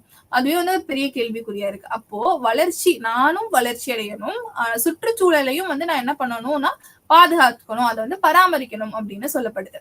இதுல இந்த சுற்றுச்சூழல் தாக்கம் வந்து எப்படி இருக்கு அப்படின்னா நேர்மறையாவும் இருக்கு, எதிர்மறையாவும் இருக்கு. அதாவது பாசிட்டிவ் பெனிஃபிட்ஸும் இருக்கு நம்மளுக்கு டெவலப்மெண்ட்னால, எதிர்மறை நெகட்டிவ் திங்ஸும் இருக்கு. அப்ப என்னென்ன மெரிட்ஸ் அண்ட் டிமெரிட்ஸ் அப்படிங்கறத பத்தி இப்ப நம்ம பார்க்கலாம். அப்ப நேர்மறை தாக்கம் என்னவா இருக்கு அப்படின்னா சிறிய நீர் அணைகள் கட்டுதல். நம்ம வந்து குட்டி குட்டி டேம்ஸ், செக் டேம்ஸ் மாதிரி கட்டுறோம். சுற்றுச்சூழலுக்கு உகந்த தொழில்நுட்பங்கள் மற்றும் அதனுடன் தொடர்புடைய வளர்ச்சி முறைகள் சுற்றுச்சூழலுக்கு சாதகமா இருக்கும் அப்படின்னு சொல்றாங்க. அது என்ன சொல்றாங்கன்னா சுற்றுச்சூழல் பேஸ் பண்ணி நிறைய வந்து அக்ரிகல்ச்சரல் பேஸ்டு இண்டஸ்ட்ரீஸ் வந்துச்சுன்னா கொஞ்சம் பெட்டரா இருக்கும். இல்ல ஃபாரஸ்ட் ப்ரொடியூஸ் அந்த மாதிரி சுற்றுச்சூழலை வந்து நம்ம எந்த விதமான தாக்கத்துக்கும் உட்படுத்தாம அதை பேஸ் பண்ணியே நம்மளோட தொழிற்சாலைகள் இருந்தது அப்படின்னா அது சுற்றுச்சூழலுக்கும் நல்லது, நம்மளுக்கும் நல்லது அப்படின்னு சொல்றாங்க. அடுத்து எதிர்மறை தாக்கம். எதிர்மறை தாக்கத்துல வந்து என்ன மாதிரியான விஷயங்கள் இருக்குன்னு பாத்தீங்கன்னா இயற்கை வாழ்விடங்களின் துண்டாடுதல், ஓகேவா, வளமான மண் சிதைவு இழப்பு, சுற்றுச்சூழல் மாசுபாடு, உள்ளூர் காலநிலை மற்றும் பல போன்ற சுற்றுச்சூழலை பாதிக்கும் கட்டுப்பாடற்ற நகரமயமாக்கல், தொழில்மயமாக்கல், காடுகளின் அழிவு, விவசாயத்தின் பாரிய தீவிரம் காரணமாக இந்தியாவில் சுற்றுச்சூழல் பிரச்சனைகள் அதிகரிக்குது. அப்ப பர்டிகுலர்ல இந்தியால என்ன மாதிரியான என்விரான்மெண்டல் ப்ராப்ளம்ஸ் இருக்குன்னு பார்த்தோம் அப்படின்னா இயற்கை வாழ்விடங்கள் வந்து அழிஞ்சு போகுது அப்படின்னு சொல்றாங்க.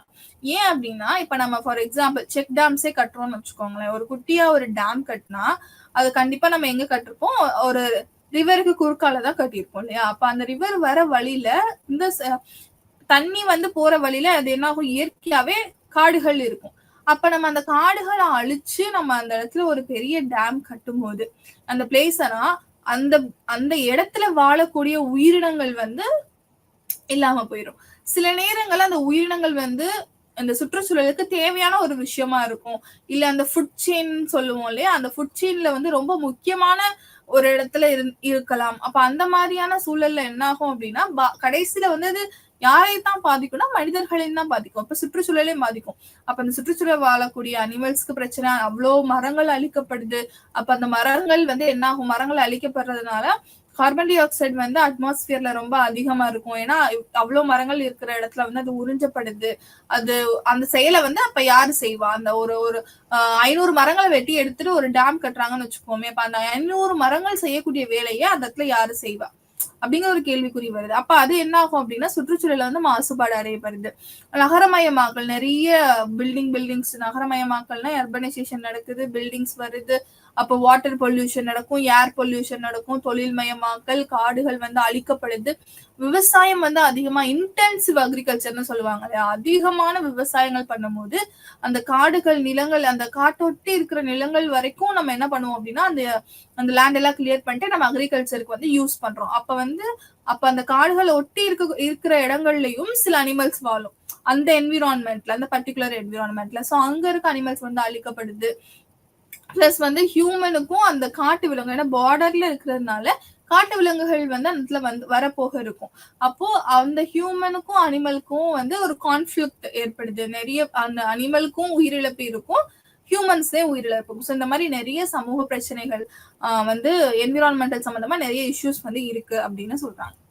அதுக்கப்புறம் வந்து என்விரான்மெண்டல் பெர்ஸ்பெக்டிவ்ஸ் இதுல வந்து எப்படி பாக்குறாங்க அப்படின்னா, நம்ம வந்து கிளாசிக்கல் பெர்ஸ்பெக்டிவ்ஸ்ல கிளாசிக்கல் முன்னோக்குகள் அப்படின்னு நம்ம சொல்றோம். அதுல ஃபர்ஸ்ட் வந்து என்ன சொல்றாங்கன்னா, இந்த ஸ்டீவார்ட்ஸ் அப்படின்னு சொல்லிட்டு ஒரு முன்னோக்கை ஏற்படுத்துறாங்க. இதுல வந்து என்ன சொல்றாங்கன்னா, மனிதர்கள் தங்கள் சுற்றுச்சூழல் பற்றிய முழுமையான சலுகையையும் பொறுப்பையும் கொண்டிருப்பதை குறிக்கிறது. எல்லா உயிரினங்களையும் கவனித்து அவற்றை மரியாதையுடன் நடத்துவது மனிதர்களாகிய நமது கடமை. இத்தகைய அணுகுமுறை சில கிறிஸ்துவ மற்றும் யூத சமூகங்களுக்குள் பரவலாக உள்ளது. பாரம்பரிய ஸ்டீவர்ட்ஸ் பெரும்பாலும் அறிவியல் மற்றும் தொழில்நுட்பத்திற்கு எதிரானவர்கள். அதாவது இந்த என்விரான்மெண்டல் பெர்ஸ்பெக்டிவ்ஸ்ல பார்த்தோம் அப்படின்னா, இந்த ஸ்டீவர்ட்ஸ் அப்படின்னு சொல்லக்கூடிய நபர்கள் வந்து என்விரான்மெண்ட் மேல மிகுந்த அக்கறை உடையவர்களா கருதப்படுறாங்க. அது மட்டும் இல்லாம இவங்க வந்து அது வந்து அவங்களோட கடமையாகவும் பாரம்பரியமாகவும் பாக்குறாங்க. முக்கியமா இந்த ஸ்டீவர்ட்ஸ் வந்து என்ன பண்றாங்க அப்படின்னா, தொழில்நுட்பத்துக்கு வந்து எதிரானவர்களா இருக்காங்க. அறிவியல் மற்றும் சயின்ஸை வந்து பெருசா அக்செப்ட் பண்ணாத ஒரு சமூகமா தான் இந்த ஸ்டீவர்ட்ஸ் அப்படின்னு சொல்லப்படக்கூடியவங்க வந்து இருக்காங்க அப்படின்னு சொல்றாங்க. அதுக்கப்புறம் இம்பீரியலிசம்னு சொல்லக்கூடிய ஏகாதிபத்தியம். இவங்க என்ன பண்றாங்கன்னா, இயற்கையை கட்டுப்படுத்தவும் இயற்கையும் கடவுளும் தனித்தனியாக இருப்பதாக உணரவும் கடவுள் மனிதர்களுக்கு உரிமை அளித்துள்ளார் என்ற கருத்தை ஏகாதிபத்தியவாதிகள் வந்து அதிகரிக்கின்றனர். அவங்க வந்து இயற்கையை வந்து கண்ட்ரோல் பண்றாங்க, ரெகுலேட் பண்றாங்க. அதாவது நம்மளுக்கு தேவையான விஷயங்கள் நம்ம இயற்கையிட்ட இருந்தா எடுக்கிறோம் அப்படின்னு கடவுளுக்கு சமமா வந்து அதை மதிக்கிறாங்க. ஆனா கடவுள் வேற, அந்த உரிமைகள் வேற, அதாவது இயற்கை வந்து வேற, கடவுள் வேற இயற்கை வேற அப்படின்னு சொல்லி அது ரெண்டுத்தையும் தனித்தனியா பிரிச்சு பாக்குற ஆளுகள் தான் வந்து ஏகாதிபத்தியம். ஆனா இவங்க வந்து என்ன பண்ணுவாங்க அப்படின்னா, இயற்கையை வந்து பாதுகாப்பாங்க, ஆனா ரெண்டும் வந்து வேற வேற அப்படின்னு சொல்லக்கூடியவங்க. இதற்கு நேர்மாறாக இயற்கைக்கும் கடவுளுக்கும் இடையே ஒரு புனிதமான பிணைப்பு இருப்பதாக அந்த ஸ்டீவர்ட்ஸ் வந்து கருதுவாங்க. ஓகே, அந்த முன்னாடி பார்த்த அந்த ஸ்டீவர்ட்ஸ் சொல்லக்கூடியவங்க வந்து என்ன பண்றாங்க அப்படின்னா, கடவுளுக்கும் இயற்கைக்கும் வந்து கடவுள் வேற இயற்கை வேற கிடையாது, கடவுளும் இயற்கையுமே வந்து ஒண்ணுதான் அப்படின்னு சொல்றாங்க. இப்ப பூமியை அடக்கி இயற்கையை கட்டுப்படுத்துவதனால் கடவுள் அவர்களுக்கு மரியாதை கொடுப்பார் என்று ஏகாதிபத்தியவாதிகள் வந்து நம்புறாங்க. அப்புறம் ரொமான்டிசிசம் அப்படின்னு நம்ம சொல்லுவோம். இப்ப ரொமான்டிசிசம் வந்து இங்க என்ன வருது அப்படின்னா, இயற்கையோட அழகைய கடவுளை போலவே நடத்துவதன் மூலம் ரொமான்டிசிசம் அப்படின்னு சொல்றோம். அப்ப அந்த இயற்கையோட அழகை வந்து அவங்க எதுக்கு ஒப்பிடுறாங்கன்னு பாத்தீங்கன்னா, கடவுளுக்கு ஒப்பிடுறாங்க. அப்ப அந்த இடத்துல வந்து அவங்க ரொம்ப உற்சாகமாகறாங்க. அப்ப மனிதர்களால் பாதிக்கப்படாத தூய்மையான நிலையில் இருக்கும்போது இயற்கை வந்து ரொம்ப அழகா இருக்கு. இயற்கையை ரசிக்கிற ஒருத்தரை வந்து நம்ம என்ன சொல்றோம், அப்ப இயற்கையை ரசிக்கக்கூடியவங்க வந்து என்ன பண்ணுவாங்க அப்படின்னா, அந்த இயற்கையை அழிக்கணும்னு நினைக்க மாட்டாங்க, அதை வந்து கண்டிப்பா வந்து பாதுகாக்க வச்சுப்பாங்க இல்லையா. அது அப்ப அந்த குரூப் ஆஃப் பீப்புள வந்து என்ன சொல்றாங்க அப்படின்னா ரொமான்டிசிசம் அப்படின்னு சொல்றாங்க. அதுக்கப்புறம் யூட்டிலிட்டேரியன். அப்ப யூட்டிலிட்டேரியன் வந்து என்னன்னா, வாழ்க்கை வந்து மகிழ்ச்சியாகவும் மனநிறைவாகவும் கருதப்படுகிறது மற்றும் மனித உணர்வுகளுக்கு அப்பால் புரிந்து கொள்ள முடியாது. மனிதர்கள் இத்தகைய உணர்வுகளை அனுபவிக்கும் திறன் கொண்டவர்கள். மக்கள் உணவு சங்கிலி மற்றும் பல்வேறு நிலப்பரப்புகளை அனுபவித்து பயன்படுத்துகின்றனர். அதில் சுற்றுச்சூழல் அவர்களின் அடிப்படை பாத்திரங்களை செய்கிறது. இந்த காரணங்களுக்காக சுற்றுச்சூழலை பாதுகாக்கவும் பயனாளி விரும்புகிறார் அப்படின்னு சொல்றாங்க. அது என்ன அப்படின்னா, யூட்டிலிட்டேரியன்னா அதிகமா அது வந்து யூட்டிலைஸ் பண்றது யாருன்னா மனிதர்கள் தான். ஏன்னா ஒரு உணர்வு ரீதியா வந்து இயற்கை கூட அவங்க ஒன்றி இருக்கிறாங்கன்னு சொல்றாங்க. ஏன்னா அந்த ஏன் வந்து நம்மளுக்கு வந்து நம்ம அதை பாதுகாக்கணும்னு இவங்க நினைக்கிறாங்கன்னா, அதை அதிகமா யூட்டிலைஸ் பண்றது மனிதர்கள் தான். அதை யூஸ் பண்ணி அவங்க அட்மோஸ்ட் ஹாப்பினஸ், அந்த ஃபீலிங் ஆஃப் ஹாப்பினஸ் அப்படிங்கிற ஒரு விஷயம் வந்து மனிதர்கள் கிட்ட தான் இருக்கு. அப்ப அவங்க ஏன் வந்து ஹாப்பியா இருக்காங்க அப்படின்னா, இந்த இயற்கை கிட்ட இருந்து நிறைய விஷயங்களை வந்து அவங்க எடுத்துக்கிறாங்க. ஃபார் எக்ஸாம்பிள், இயற்கை தான் நம்மளுக்கு வந்து உணவு கொடுக்குது இல்லையா. அப்ப அந்த உணவை சாப்பிடறதுனால ரொம்ப டேஸ்டான இல்ல எனக்கு ஹெல்த்தியான உணவு கொடுக்கறது யாரு? இயற்கை தான். அப்ப அந்த செடி இருந்தா தானே என்னால சாப்பிட முடியும். அப்ப அதுக்காக நான் பாதுகாக்கிறேன். அந்த அந்த ஒரு ஃபீலிங்னு சொல்லுவாங்க. அந்த உணர்வுகள் வந்து ஒன்று இருக்கிறாங்க. அப்ப அவங்க யாரு அப்படின்னா அவங்க பேர் தான் யூட்டிலிட்டேரியன். நிலையான வளர்ச்சி கண்ணோட்டம், சஸ்டைனபிள் டெவலப்மெண்ட் அப்படின்னு பாக்குறோம். இப்ப சஸ்டைனபிள் டெவலப்மெண்ட் பார்த்தோம் அப்படின்னா 1972 ஹியூமன் என்விரான்மெண்ட் பற்றிய ஐக்கிய நாடுகளின் மாநாடு ஸ்வீடன்ல நடக்குது. அதுல வந்து என்ன சொல்றாங்க அப்படின்னா ஒரு உலகம் மட்டுமே உள்ளது என்பதை நவீன தொழில்துறை சங்கங்கள் உணர முடியும். ஏன்னா நம்ம கிட்ட இருக்கிறது ஒரே ஒரு உலகம் தான். அந்த பூமியை நம்ம மாசுபடுத்திட்டோம், அது வாழ தகுதியற்ற இடமா மாறிடுச்சுன்னா நம்மளால எங்கேயுமே போக முடியாது. அப்ப மனித குலமும் வந்து ஃபுல்லா வந்து அழிஞ்சிரும். அப்ப இத கருத்துல கொண்டு என்ன பண்றாங்கன்னா ஹியூமன் என்விரான்மெண்ட் வந்து என்ன சொல்லுது, இந்த மாதிரி உலகம்ங்கிறது ஒரே ஒரு உலகம் தான் இருக்கு, அதை வந்து நம்ம பாதுகாக்கணும்னு சொல்லுது. சுற்றுச்சூழல் பிரச்சனைகள் சர்வதேச தீர்வுகள் தேவைப்படும். அப்ப உலகளாவிய பிரச்சனைகள் என்பதையும் அது அங்கீகரிக்குது. அப்ப என்ன பண்றாங்க, சுற்றுச்சூழல் பிரச்சனை அப்படிங்கிறது வந்து என்னன்னா ஒரு சர்வதேச அளவுல நம்ம நடவடிக்கைகள் எடுக்கணும், இல்லைன்னா இது வந்து ஒரு உலகளாவிய பிரச்சனையா மாறதுக்கு வாய்ப்பு இருக்கு அப்படின்னு சொல்லிட்டு அதை என்ன பண்ணா அங்கீகரிக்குது. அப்ப 1981 தான் சஸ்டைனபிள் டெவலப்மெண்ட் அப்படிங்கிற கருத்துக்கள் வந்து முதன்முறையா தோன்றுது. அப்ப ஏற்பட்ட சுற்றுச்சூழல் சீரழிவு வரையறுக்கப்பட்ட இயற்கை வளங்களை பெரிய அளவில் பிரதிநிதித்துவப்படுத்த மூலம் குறிக்கப்படுகிறது. காடுகளின் இழப்பு, விலங்குகள் மற்றும் தாவர இனங்களின் அழிவு, ஓசோன் படலத்தின் சிதைவு, காற்று, நீர் மற்றும் மண் மாசுபாடு, கடல்வாழ் உயிரினங்களின் இழப்பு மற்றும் உயிர் பன்முகத்தன்மை போன்றவை ஆபத்தான விகிதத்தில் நிகழ்ந்துள்ளன மற்றும் இந்த கிரகத்தில் உயிர்கள் வாழ்வதற்கு கடுமையான அச்சுறுத்தலை ஏற்படுத்தியிருக்கு. ஏன் வந்து நம்ம அவசரமா சஸ்டைனபிள் டெவலப்மெண்ட்டை நோக்கி போகணும், இல்ல என்விரான்மெண்ட்டை வந்து நம்ம ப்ரொடெக்ட் பண்ணணும்னு பாத்தீங்கன்னா ஒரு ரொம்ப குறுகிய காலகட்டங்கள்ல நிறைய அழிவுகள் ஏற்பட்டிருக்கு. விலங்குகள், தாவரங்கள், அந்த இனங்கள் அழிஞ்சிருக்கு, நம்ம ஓசோன் படலம் வந்து சிதைவாயிருக்கு, காற்று, நீர், மண் முதுக்குன்னு மாசுபாடாயிருக்கு, கடல்வாழ் உயிரினங்கள்ல நிறைய இழப்புகள் ஏற்பட்டிருக்கு. பயோடைவர்சிட்டி வந்து ரொம்ப ஆபத்தான ஒரு நிலைமையில இருக்கு. நம்மளால வந்து நிறைய அனிமல்ஸ் வந்து எக்ஸ்டென்ட் ஆயிருக்கு, வல்னரபிள் கண்டிஷன்ஸ்ல இருக்கு, என்டேஞ்சர்ட் ஸ்பீசிஸா இருக்கு. அப்படின்றப்போ ரொம்ப வந்து ஒரு வாழ்வதற்கே வந்து பயமா இருக்கக்கூடிய ஒரு நிலைக்கு வந்து பூமி ஆயிருமோ அப்படின்னு சொல்லிட்டு பயப்பட ஆரம்பிக்கிறாங்க. அப்ப நிலையான வளர்ச்சி வரையறை மற்றும் பொருள், தேவைகள், கொள்கை நோக்கங்கள் மற்றும் பொருத்தமான உத்தி. அப்ப இந்த நிலையான சஸ்டைனபிள் டெவலப்மெண்ட்டுக்கு என்னென்ன மாதிரியான விஷயங்கள்லாம் பண்ணணும் அப்படின்றத பத்தி பார்க்க போறோம். அதுக்கு முதல்ல நிலையான வளர்ச்சினா நம்மளுக்கு என்னன்னு தெரியும். வளர்ச்சி பார்த்திருக்கோம், மேம்பாடு பார்த்திருக்கோம். அப்ப ஒரு நிலையான வளர்ச்சி வந்து எப்படி இருக்கணும் அப்படிங்கறத பத்தி இப்ப நம்ம பாக்குறோம். அப்ப ஒரு நிலையான வளர்ச்சி அப்படின்னா எதிர்கால சந்ததியினர் தங்கள் தேவைகளை பூர்த்தி செய்யும் திறனை சமரசம் செய்யாமல் நிகழ்காலத்தின் தேவைகளை பூர்த்தி செய்யும் ஒரு வளர்ச்சியாகும். அதாவது இப்ப நம்மளுடைய வளர்ச்சிக்காக நிறைய விஷயங்கள் பண்ணுவோம் இல்லையா? இயற்கை கிட்ட நம்ம நிறைய வளங்களை நம்ம எடுத்துக்கிட்டு இருக்கோம். எதுக்காகனா நம்மளுடைய தேவைகளுக்காக. ஆனா அதுல கிட்ட இருக்க மொத்த வளங்களையும் நம்மளே எடுத்துக்கிறாம நம்மளுக்கு அடுத்து வரக்கூடிய சந்ததியினருக்கு வந்து அதை விட்டு வச்சுட்டு எனக்கு வந்து நான் ஒரு ஆளுக்கு தேவைன்னா அதை மட்டும் நான் எடுத்துக்கணும். அதை விட்டுட்டு நான் வந்து வியாபார நோக்குல வந்து எனக்கு லாபம் கிடைக்கணுன்றதுக்காண்டி நான் வந்து என்ன பண்ணக்கூடாது அப்படின்னா அதிகமா வந்து அந்த வளத்தை வந்து சுரண்டக்கூடாது. அப்ப அடுத்த தலைமுறைக்கும் எதிர்கால தலைமுறையினருக்கும் அவங்களுக்கு தேவையான விஷயங்களை அவங்க இப்ப எனக்கு என்ன தேவையோ அதானே என்னோட எதிர்கால சந்ததியினருக்கும் தேவைப்படும். அப்ப எனக்கு உணவு வேணும்னா அவங்களுக்கும் உணவு வேணும். அப்ப அவங்களோட உணவுகளை பூர்த்தி செய்யற அளவுக்கு அவங்களுக்கு நான் இயற்கை வளங்களை அவங்க கிட்ட விட்டுட்டு எனக்கு என்ன தேவையோ அவங்களோட சொத்துக்கள்ல வந்து நம்ம வந்து என்ன பண்ணக்கூடாதுன்னா கை வைக்க கூடாது. அந்த இயற்கை ஏன்னா இயற்கை வளம்ங்கிறது வந்து எல்லாத்துக்குமே சொந்தம். பூமியில வாழக்கூடிய அனைத்து உயிரினங்களுக்கும் வந்து அது சொந்தம். அப்ப அந்த எதிர்கால சந்ததியினருக்கு தேவைப்படக்கூடிய விஷயங்களை பூர்த்தி செய்யற அளவுக்கு நம்ம அவங்களுக்கு என்ன பண்ணிட்டு போகணும், வளங்களை வந்து விட்டு வைக்கணும். நம்ம மட்டுமே எல்லா வளங்களையும் சுரண்டி அதை தீர்த்து முடிச்சிடக்கூடாது. தற்போதுள்ள வரையறுக்கப்பட்ட இயற்கை வளங்களை நாம் தொடர்ந்து சுரண்டினால் எதிர்கால சந்ததியினர் தங்கள் சொந்த தேவைகளை பூர்த்தி செய்ய மாட்டார்கள். அப்ப நம்மளே வந்து நம்ம எல்லாத்தையும் யூஸ் பண்ணிட்டோம்னா எதிர்கால சந்ததியினரால் என்ன பண்ண முடியாது, அவங்களோட சொந்த தேவைகளை வந்து பூர்த்தி செய்ய முடியாது. நிலையான வளர்ச்சிக்கு அனைவரின் அடிப்படை தேவைகளை பூர்த்தி செய்ய வேண்டும் மற்றும் சிறந்த வாழ்க்கைக்கான அவர்களின் அபிலாஷ்களை பூர்த்தி செய்வதற்கான அனைத்து வாய்ப்புகளையும் நீடிக்க வேண்டும். அதான் அவங்களுக்கு வந்து நம்ம என்ன பண்ணணும் அப்படின்னா அவங்களோட அடிப்படை தேவைகளை பூர்த்தி செஞ்சுக்கிறதுக்கு ஒரு சிறந்த வாழ்க்கையை வந்து அமைச்சுக்கிறதுக்கு நம்ம என்ன பண்ணணும், அவங்களுக்கு தேவையான வாய்ப்புகளை நம்ம வந்து விட்டு வச்சிருக்கணும். எல்லா வளங்களையும், எல்லா ஆப்பர்ச்சுனிட்டிஸ், எல்லா நேச்சுரல் ரிசோர்ஸஸையும் நம்ம மட்டுமே என்ன பண்ணக்கூடாதுன்னா யூஸ் பண்ணக்கூடாது அப்படின்னு சொல்றாங்க. அப்ப வந்து கொள்கை உருவாக்கம். இதுக்கு எப்படி சஸ்டைனபிள் டெவலப்மெண்ட் கொண்டு போறதுக்கு நம்ம என்னென்ன மாதிரியான கொள்கைகள்லாம் எடுத்துட்டு போலாம். அப்ப வளர்ச்சியின் தரத்தை மாற்றுதல், வேலைகள், உணவு, ஆற்றல் இது எல்லாத்துலயுமே வந்து நம்ம என்ன பண்ணணும், ரெகுலேட் பண்ணணும்.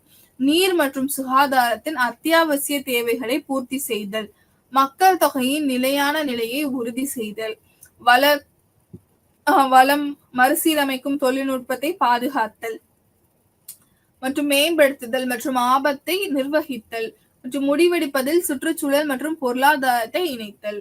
அது என்ன சொல்றாங்கன்னா, எந்த ஒரு கொள்கையை நம்ம வந்து உருவாக்கும் போதும் நமக்கு முன்னாடி வந்து சுற்றுச்சூழலுக்கு ஒரு முக்கியத்துவம் கொடுக்கணும் அப்படின்னு சொல்றாங்க. அதுல என்னென்ன மாதிரியான மாற்றங்கள் பண்ணலாம்னா, கண்டிப்பா வேலை விஷயத்துல, உணவு விஷயத்துல, ஆற்றல் விஷயத்துல நம்ம அதிகமா வந்து எக்ஸ்ப்ளாய்ட் பண்ணாம நம்மளுக்கு எவ்வளவு தேவையோ அதை மட்டும் நம்மளோட செல்ஃப் சஸ்டனன்ஸ்க்காக நம்மளுக்கு எவ்வளவு தேவையோ அவ்வளவு மட்டும் நம்ம வந்து பயன்படுத்தினா போதும் அப்படின்னு சொல்லப்படுது. அதே மாதிரிதான் நீர், சுகாதாரம், அத்தியாவசிய தேவைகளை மட்டும் நம்ம பூர்த்தி செஞ்சுக்கிட்டா போதும். ஆடம்பர தேவைகள் வந்து தேவை இல்லை அப்படின்னு சொல்றாங்க.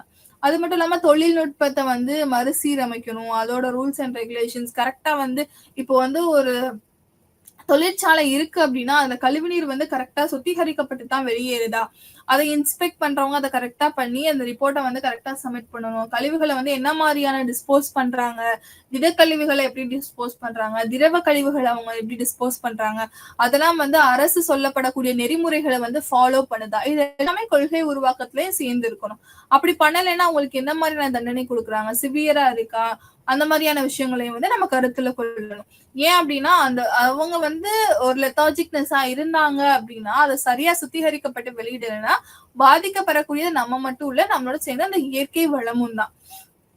அதனால அதுல வந்து ரொம்ப வந்து அதிகப்படியான இம்பார்ட்டன்ஸ் கொடுக்கணும் அப்படின்னு சொல்லப்படுது. அது மட்டும் இல்லாம பொருளாதாரமும் சுற்றுச்சூழலை எப்பவுமே இணைத்தே தான் பார்க்கணும். ஏன்னா எக்கனாமிக் டெவலப்மெண்ட் நம்ம கொண்டுட்டு வரப்ப கண்டிப்பா என்ன பார்க்கணும் அப்படின்னா என்விரான்மெண்ட் அப்படிங்கிற ஒரு விஷயத்த வந்து நம்ம பார்க்கணும். ஏன்னா ஏதோ ஒரு விஷயம் வந்து நம்ம புதுசா கொண்டு வர போறோம், ஒரு டெக்னாலஜி கொண்டு வர போறோம், ஒரு இன்ஃப்ராஸ்ட்ரக்சர் இடத்துல கொண்டுட்டு வர போறோம் அப்படின்னா அந்த என்விரான்மெண்ட்டை வந்து நம்ம சேதப்படுத்துறோமா, இல்ல சேதப்படுத்தாம நம்ம வந்து நம்மளோட பெஸ்ட்டை வந்து எப்படி பண்ண முடியும் அப்படிங்கிற சில விஷயங்களை நம்ம பார்த்து எப்பயுமே பொருளாதாரத்தோட என்ன பண்ணணும்னு சொன்னா சுற்றுச்சூழலை வந்து இணைச்சு பார்க்கணும் அப்படின்னு சொல்லப்படுது.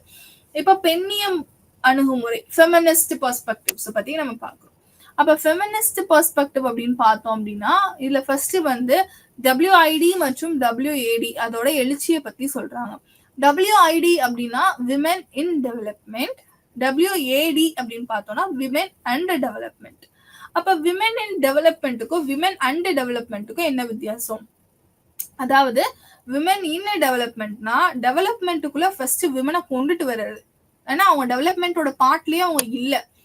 அவங்க அதாவது டெவலப்மெண்ட்னு பேசும்போது அந்த விமென்ன்ற ஒரு வார்த்தைக்கே வந்து இடம் இல்லாம இருக்கு. அப்ப ஃபர்ஸ்ட் அவங்களை என்ன கொண்டுட்டு வரணும் அப்படின்னா டெவலப்மெண்ட்டுக்குள்ள விமனை கொண்டுட்டு வர்றது. அதுதான் WID அப்படின்னு நம்ம சொல்றோம். WAD அப்படின்னா விமென் அண்ட் டெவலப்மெண்ட். டெவலப்மெண்ட்ல விமெனுக்கு என்ன மாதிரியான பெனிஃபிட்ஸ் கிடைக்குது, அதுதான் வந்து விமென் அண்ட் டெவலப்மெண்ட். அவங்க வந்து பெனிஃபிஷியரா இருக்காங்களா, டெவலப்மெண்ட்குள்ள வந்துட்டாங்க, ஓகே, அவங்க என்னென்ன மாதிரியான டிஃபிகல்டிஸ் ஃபேஸ் பண்றாங்க, அதுதான் வந்து நம்ம என்ன பண்ண போறோம்னா விமென் அண்ட் டெவலப்மெண்ட். இது வந்து ரெண்டு டிஃப்ரெண்ட் பெர்ஸ்பெக்டிவ்ஸா இருக்கு, ஆனா மோஸ்ட் காமன் ஒரு கோலா இருக்கும். அப்ப WID மற்றும் WADயோட எழுச்சி. இப்ப பாலினம் மற்றும் வளர்ச்சியின் குறுக்குவெட்டு முதலில் டேனிஷ் பெண்ணியவாதி. அப்ப ஃபர்ஸ்ட் வந்து பாலினத்தையும் வளர்ச்சியும் வந்து பேசக்கூடிய ஒரு ஆளா வந்து யார் வராங்க அப்படின்னா டேனிஷ் நாட்டை சேர்ந்த பெண்ணியவாதியான எஸ்டர் போசரெப் தனது பொருளாதார வளர்ச்சியில் பெண்ணின் பங்கு என்ற புத்தகத்தில் 1970 வந்து உரையாற்றினார். அதுல வந்து என்ன பண்ணுவாங்க அப்படின்னா அந்த புக்ல வந்து ஒரு லாட்டின் ஆப்பிரிக்கன் கண்ட்ரில போய் இவங்க வந்து ஒரு ஸ்டடி பண்றாங்க. அதுல வந்து என்ன நடக்குது அப்படின்னா பெண்களோட பங்கை பத்தி அந்த என்விரான்மெண்ட்ல அவங்க என்ன விதமான பங்கு வகிக்கிறாங்கன்ற ஒரு விஷயத்த பத்தி அவங்க சொல்லவே மாட்டாங்க. ஏன்னா எப்பவுமே வந்து டெவலப்மெண்ட், வளர்ச்சி, மேம்பாடுன்னு பேசுறப்ப அதுல பெண்களோட பங்கை வந்து குறிப்பிடவே மாட்டாங்க. அவங்களுக்கே வந்து தெரியல நம்மளும் வந்து பொருளாதாரத்துக்கு வந்து கான்ட்ரிபியூட் பண்றோம் அப்படின்ற ஒரு விஷயம். அது வெளியிலயும் சரி, ஏன்னா கண்டிப்பா வந்து அக்ரிகல்ச்சரல் ஆக்டிவிட்டீஸ்ல வந்து பெண்கள் வேலை பார்ப்பாங்க இல்லையா, அந்த பங்கு கூட என்ன பண்ண மாட்டாங்க அப்படின்னா இந்த டெவலப்மெண்ட் ப்ராசஸ் பேசும்போது உள்ள கொண்டுட்டு வர மாட்டாங்க அப்படிங்கிறது தான் இவங்களோட ஆதங்கம். இதை வந்து தெளிவா வந்து இந்த புத்தகத்துல வந்து குறிப்பிட்டிருப்பாங்க. அப்ப ஐக்கிய நாடுகள் சபை என்ன பண்ணுது அப்படின்னா 1975 மெக்சிகோல ஒரு பெரிய உலக பெண்கள் மாநாட்டை ஒண்ணு ஏற்பாடு செய்யுது. அதுல என்ன சொல்றாங்கன்னா அடுத்த தசாப்தத்தை, அதாவது அடுத்த டெக்கேடை வந்து விமென்ஸ் டிகேட் அப்படின்னு சொல்லிட்டு அனௌன்ஸ் பண்றாங்க. ஏன்னா அவங்க வந்து இது ரொம்ப ஒரு முக்கியமான ஒரு விஷயமா கருதப்படுது. அப்ப விமன் இன் டெவலப்மெண்ட்ன்ற விஷயம் வந்து தேவை. ஏன்னா அவங்களோட ஒர்க்கை வந்து நம்ம ரெகக்னைஸா பண்ண மாட்டோம். அப்ப அந்த ரெகக்னைஸ் பண்ணணும் அப்படின்னா இந்த இடத்துல வந்து நம்ம வந்து அதை ரெகக்னைஸ் பண்ணணும்னு சொல்லிட்டு யுஎன் வந்து அதுக்கான முதல் ஸ்டெப்பை வந்து எடுத்து வைக்குது. இது வளர்ச்சி சொற்பொழிவில் பெண்களை விளக்குவதை மாற்றியமைப்பதை நோக்கமாக கொண்டது மற்றும் அவர்களின் உற்பத்தி மற்றும் இனப்பெருக்க படைப்புகளை தேசிய பொருளாதாரத்தின் ஒரு பகுதியாக மாத்துது. ஏன்னா அவங்களும் ப்ரொடக்ஷன் அண்ட் ரீப்ரொடக்ஷன்ல வந்து இன்வால்வ் ஆகுறாங்க இல்லையா, அவங்களும் உற்பத்திகள்ல வந்து இன்வால்வ் ஆகுறாங்க. அவங்க நிறைய அக்ரிகல்ச்சரல் ஆக்டிவிட்டிஸ்ல பாக்குறாங்க, ஹவுஸ் ஹோல்டு லேபர் ஒர்க்ஸ் பாக்குறாங்க. ஸோ இது எல்லாமே டெவலப்மெண்ட் கான்ட்ரிபியூஷன் தான் அப்படின்னு சொல்லப்படுது. அதுக்கடுத்து பாத்தீங்க அப்படின்னா ஜெண்டர் அண்ட் டெவலப்மெண்ட், ஜிஏடி பெர்ஸ்பெக்டிவ்னு சொல்லுவோம். So gender and development perspective பாத்தீங்கன்னா ஆண்களின் சம்பளம் பெரும் உழைப்புக்கும் பெண்களின் அங்கீகரிக்கப்படாத உற்பத்தி மற்றும் இனப்பெருக்க உழைப்புக்கும் இடையே இன்னும் இடைவெளி உள்ளது. அதாவது ஜெண்டர் கேப்ன்னு சொல்லுவோம். அதாவது வேலைகள்லயும் சரி, அந்த வேலைகளுக்கு தரப்படக்கூடிய சம்பளமும் சரி, ஆண்களுக்கு வேற மாதிரி இருக்கு, பெண்களுக்கு வேற மாதிரி இருக்கு அப்படின்னு சொல்றாங்க. ஒரே சமமான வேலைய ஆண் செஞ்சாங்கன்னா, ஃபார் எக்ஸாம்பிள் நம்ம வச்சுக்கிறோமே, ஒரு ஆள் வந்து ஒரு 10 பென்சிலை வந்து ஒரு நாளைக்கு செஞ்சு முடிக்கணும்னு வச்சுக்கோங்க. அதே 10 பென்சிலை வந்து ஆண்களும் செய்யறாங்க, பெண்களும் செய்யறாங்க. ஆனா ஆணுக்கு கொடுக்கக்கூடிய சம்பளம் வந்து அதிகமாகவும் பெண்களுக்கு கொடுக்கக்கூடிய சம்பளம் வந்து கம்மியாகவும் இருக்கு. இததான் வந்து ஜெண்டர் கேப் அப்படின்னு சொல்றாங்க. அப்ப அணுகுமுறை எனப்படும் வளர்ச்சியில் பெண்களை உணர மற்றொரு அணுகுமுறை தோன்றுவதற்கு வழிவகுக்குது. இது சோசியலிச பெண்ணிய சிந்தனையால் பாதிக்கப்பட்டது அப்படின்னு சொல்றாங்க. அப்ப சோசியலிசம், பெண்ணிய சிந்தனை, இது இவங்க எல்லாம் சேர்ந்து வந்து இதை ஒரு இம்பாக்டா கிரியேட் பண்ணுதுன்னு சொல்றாங்க. அதனால இந்த அணுகுமுறை சமூகத்தில் நிலவும் சமூக அல்லது பாலின உறவுகளில் ஏற்படும் மாற்றத்துடன் வளர்ச்சியை தொடர்புபடுத்தியது. பெண்களுக்கு எதிரான வன்முறைகளை தீர்ப்பதற்கான திட்டங்களை உருவாக்குவதில் கவனம் செலுத்தியதால் தனியார் துறைகளில் அல்லது குடும்பங்களில் உள்ள பெண்களின் ஒடுக்குமுறையையும் அந்த அணுகுமுறையில் முக்கிய இடத்தை பிடித்தது. அப்ப ஜெண்டர் டெவலப்மெண்ட்ல வந்து என்ன பண்றாங்க, அதாவது ஜெண்டர் அண்ட் டெவலப்மெண்ட்ல ஃபர்ஸ்ட் என்ன பண்றாங்கன்னா, அந்த டெவலப்மெண்ட் அப்படிங்கிற ஒரு விஷயத்துக்குள்ள யாரை கொண்டு வராங்க, விமென் அப்படிங்கிறவங்களை கொண்டு வராங்க. ஜெண்டர் அப்படிங்கிற ஒரு விஷயத்த, அந்த டிஸ்கிரிமினேஷன் இருக்கு இல்லையா, அதை பத்தி பேசுறாங்க. நம்ம முன்னாடி பார்த்தது வந்து பெண்களுக்கு ரெப்ரசன்டேஷன் இல்லைன்னு பேசணும். ஆனா இங்க என்னன்னா ரெப்ரசன்டேஷன் வந்தாச்சு, ஆனாலும் ஏன் நம்ம டெவலப் ஆகல? அப்ப டெவலப்மெண்ட்டுக்கும் ஜெண்டருக்கும் என்ன சம்பந்தம் இருக்குன்னா இருக்கு. ஏன்? அதுல வந்து சொசைட்டியோட ஒரு பார்வை, அந்த கண்ணோட்டம் வந்து வேற மாதிரியா இருக்கு. அப்ப அவங்களுக்கு வந்து என்ன பண்ணுது அப்படின்னா, ஆண் ஒரு வேலையை செஞ்சாங்கன்னா அவங்களுக்கு அதிகமான சம்பளமும், பெண் ஒரு வேலை செய்தாங்கன்னா அது குறைவான சம்பளமும் வந்து கொடுக்கப்படுது. அவங்க வந்து எல்லா இடத்துலயும் என்ன பண்றாங்க அப்படின்னா ஒடுக்கப்படுறாங்க. அப்ப அதை வந்து நம்ம தடுக்கணும். அவங்க வேலைக்கு போனாலும் ஒரு இடத்துல ஒடுக்கப்படுறாங்க, ஒரு டிஸ்கிரிமினேஷன் ஃபேஸ் பண்றாங்க இல்லையா. சோ அதெல்லாம் வந்து நம்ம என்ன பண்ணணும்னா தடுக்கணும். அப்ப இது வந்து என்ன ஆகுதுன்னா, பாலிசி ஃப்ரேம் பண்ணும் போதே என்ன பண்றாங்கன்னா, டெவலப்மெண்ட் பார்க்கும்போது ஜெண்டரை பேஸ் பண்ணி நிறைய டெவலப்மெண்ட்ஸ் வர ஆரம்பிக்கும். அதாவது இதை ரெகக்னைஸ் பண்ணி, இதை ஐடென்டிஃபை பண்ணி இந்த மாதிரி ஈக்குவல் பேமெண்ட் வந்து நம்ம கொண்டுட்டு வரணும் அப்படின்னு சொல்லிட்டு நிறைய இடங்கள்ல வந்து பாலிசி ஃப்ரேம் ஒர்க்கே வந்து கொண்டு வந்துட்டாங்க. நவதாராளத்துவம் மற்றும் பிந்தைய காலனித்துவ பெண்ணியம் அப்படின்னு நியோ லிபரலிசம் அப்படின்னு சொல்லக்கூடிய போஸ்ட் கொலோனியல் பீரியட். அப்ப இதுல வந்து பெண்ணியம் வந்து எப்படி இருக்கு அப்படின்னு பாத்தீங்கன்னா, நியோ லிபரலிசம்ல பெண்கள் இறுதியாக வளர்ச்சியில் பாடங்களாக காணப்பட ஒரு சப்ஜெக்டிவா வந்து பெண் வந்து உள்ள வந்துட்டாங்க டெவலப்மெண்ட்குள்ள. ஆனா லேபர் மார்க்கெட்ல பார்த்தோம், தொழிலாளர் சந்தையில பார்த்தோம் அப்படின்னா பெண்களுக்கு வந்து ஒரு சமமற்ற நிலை தான் இருக்கு. ஏன்னா ஊதிய பாகுபாடு வந்து இருக்கு. அவங்க பாரம்பரியமா பெண்கள் வந்து வேலையாக இருந்த குடும்பத்திற்கு உணவளிப்பு, அதாவது அவங்க பாரம்பரியமா என்ன வேலை பார்த்துட்டு இருக்காங்க, ஒரு குடும்பத்தை வந்து அவங்க கரெக்டா வந்து மெயின்டைன் பண்ணணும், அவங்களுக்கு வந்து கரெக்டா ஃபுட்டு ப்ரிப்பேர் பண்ணி கொடுக்கணும், வீட்டு வேலைகள் எல்லாமே செய்யணும், துணி துவைக்கிறது, பாத்திரம் விளக்குறது, சாப்பாடு செய்யறது, திருப்பி வீட்டை வந்து கிளீன் பண்றது, இந்த மாதிரியான விஷயங்கள் தான் வந்து பாரம்பரியமா பார்த்துட்டு இருக்காங்க. அப்ப இது பெண்களின் வறுமை மற்றும் வறுமையின் பெண்ணியமாக்கலின் தீய சுழற்சிக்கு வந்து வழிவகுக்குது அப்படின்னு சொல்லப்படுது. அது ஏன்னா இந்த சைக்கிள்குள்ளேயே, ஒரு பாவர்ட்டி சைக்கிள்குள்ளேயே அவங்க மறுபடியும் சிக்கிக்கிறாங்க. ஏன்னா பாகுபாடு இருக்கு, வேலைகள்லயும் பாகுபாடு இருக்கு, வேலைகளுக்கு கொடுக்கப்படுற ஊதியத்திலையும் அவங்க வந்து பாகுபாடு பாக்குறாங்க. இன்னொன்னு வந்து என்னதான் வந்து பெண்கள் வந்து வேலைக்கு போனாலும் அவங்க பாரம்பரியமா என்ன ஃபீல் பண்றாங்கன்னா, பெண்கள் தான் எல்லா வேலையும் பார்க்கணும், அப்போ ஹவுஸ் ஹோல்ட் ஆக்டிவிட்டிஸே அவங்க தான் பார்க்கணும், அங்க ஒர்க்கும் அவங்க தான் பார்க்கணுன்றப்போ அதுல வந்து ஒரு இம்பேலன்ஸ் கிரியேட் ஆகுது. அப்ப இது வந்து என்ன ஆகுதுன்னா அவங்கள ஒரு மறுபடியும் வந்து ஒரு பாவர்ட்டிக்கு தான் வந்து ஒரு விசிய சைக்கிளா தான் இது வந்து சுத்திக்கிட்டே இருக்கு அப்படின்னு சொல்லப்படுது. அப்ப பிந்திய காலனித்துவத்துல இந்திய பெண்ணியவாதியான சந்திரா தல்பரே தனது 1997 படைப்புல ஃபெமினிஸ்ட் ஜீனியாலஜிஸ்ட் கொலோனியல் லெகசிஸ், டெமோக்ராட்டிக் ஃபியூச்சர்ஸ்ல விமனை பத்தி ஒரு தனி வகையான ஒரு கருத்தை வந்து சொல்றாங்க. என்ன அப்படின்னா, அவர்கள் பாலின வகைக்குள் குறைக்கிறது என்று வாதிட இனம் முதலியன. அதாவது என்ன அப்படின்னா, பெண்கள் வந்து அந்த ஒரு கொலோனியல் லெகசிஸ் நம்ம சொல்றோம், டெமோக்ராட்டிக் ஃபியூச்சர்ல வந்து எப்படி இருக்கணும், என்னதான் வந்து ஒரு ஃபெமினிசம் வந்து பெண்களை வந்து நம்ம ரெப்ரசென்ட் பண்ணாலும் அந்த பாலின வகைகள்ல அவங்க வந்து என்ன பண்றாங்க அப்படின்னா குறைச்சுதான் மதிப்பிடப்படுறாங்க. அதாவது குறைவான ரெகக்னிஷன் தான் அவங்களுக்கு கிடைக்குது. அவங்களோட கான்ட்ரிபியூஷனை கூட ஒரு நல்ல வந்து ஒரு வேலை பாக்குறாங்க அப்படின்னா அந்த கான்ட்ரிபியூஷனை அக்செப்ட் பண்ணிக்கிறதுக்கு கூட அவங்க ரெடியா இல்லை அப்படின்ற மாதிரி சொல்லியிருக்காங்க. அதுக்கப்புறம் வளர்ச்சியின் பெண்ணிய விமர்சனம். வளர்ச்சியில ஒரு பெண்ணிய விமர்சனம் என்ன அப்படின்னா, சுற்றுச்சூழல் பெண்ணியத்தில் உள்ள 2 தனித்துவமான இடையில் வெளிப்படுகிறது. அதாவது அத்தியாவசியவாதம் மற்றும் அதன் நிராகரிப்பு. சுற்றுச்சூழலும் பெண்ணியத்துக்குள்ள வருது அப்படின்னு சொல்றாங்க. அத்தியாவசியவாதத்தின் ஆதரவாளர்கள் தங்கள் பெண்பால் சாரத்தின் காரணமாக ஆண்களை விட பெண்கள் இயற்கைக்கு நெருக்கமானவர்கள் அப்படின்னு வாதிடுறாங்களாம். அதாவது அத்தியாவசியவாதம்னு ஒண்ணு பிரிக்கிறாங்க, 2 குரூப்பா பிரியுது. அது அத்தியாவசியவாதக்காரர்கள் என்ன பண்றாங்க அப்படின்னா, இந்த என்விரான்மெண்ட்டுக்கும் விமனுக்கும் ஒரு க்ளோஸ் ரிலேஷன்ஷிப் இருக்கு கம்பேரிட்டிவ்லி வித் மென் அப்படின்னு சொல்றாங்க. அப்ப இந்த ஒரு கருத்தை யாரு ஆதரிக்கிறா அப்படின்னா, அத்தியாவசியவாதக்காரர்கள் வந்து இந்த ஒரு கருத்தை வந்து ஆதரிக்கிறாங்க. ஆண்களை விட பெண்கள் வந்து இயற்கைக்கு நெருக்கமானவர்கள் அப்படின்னு சொல்றாங்க.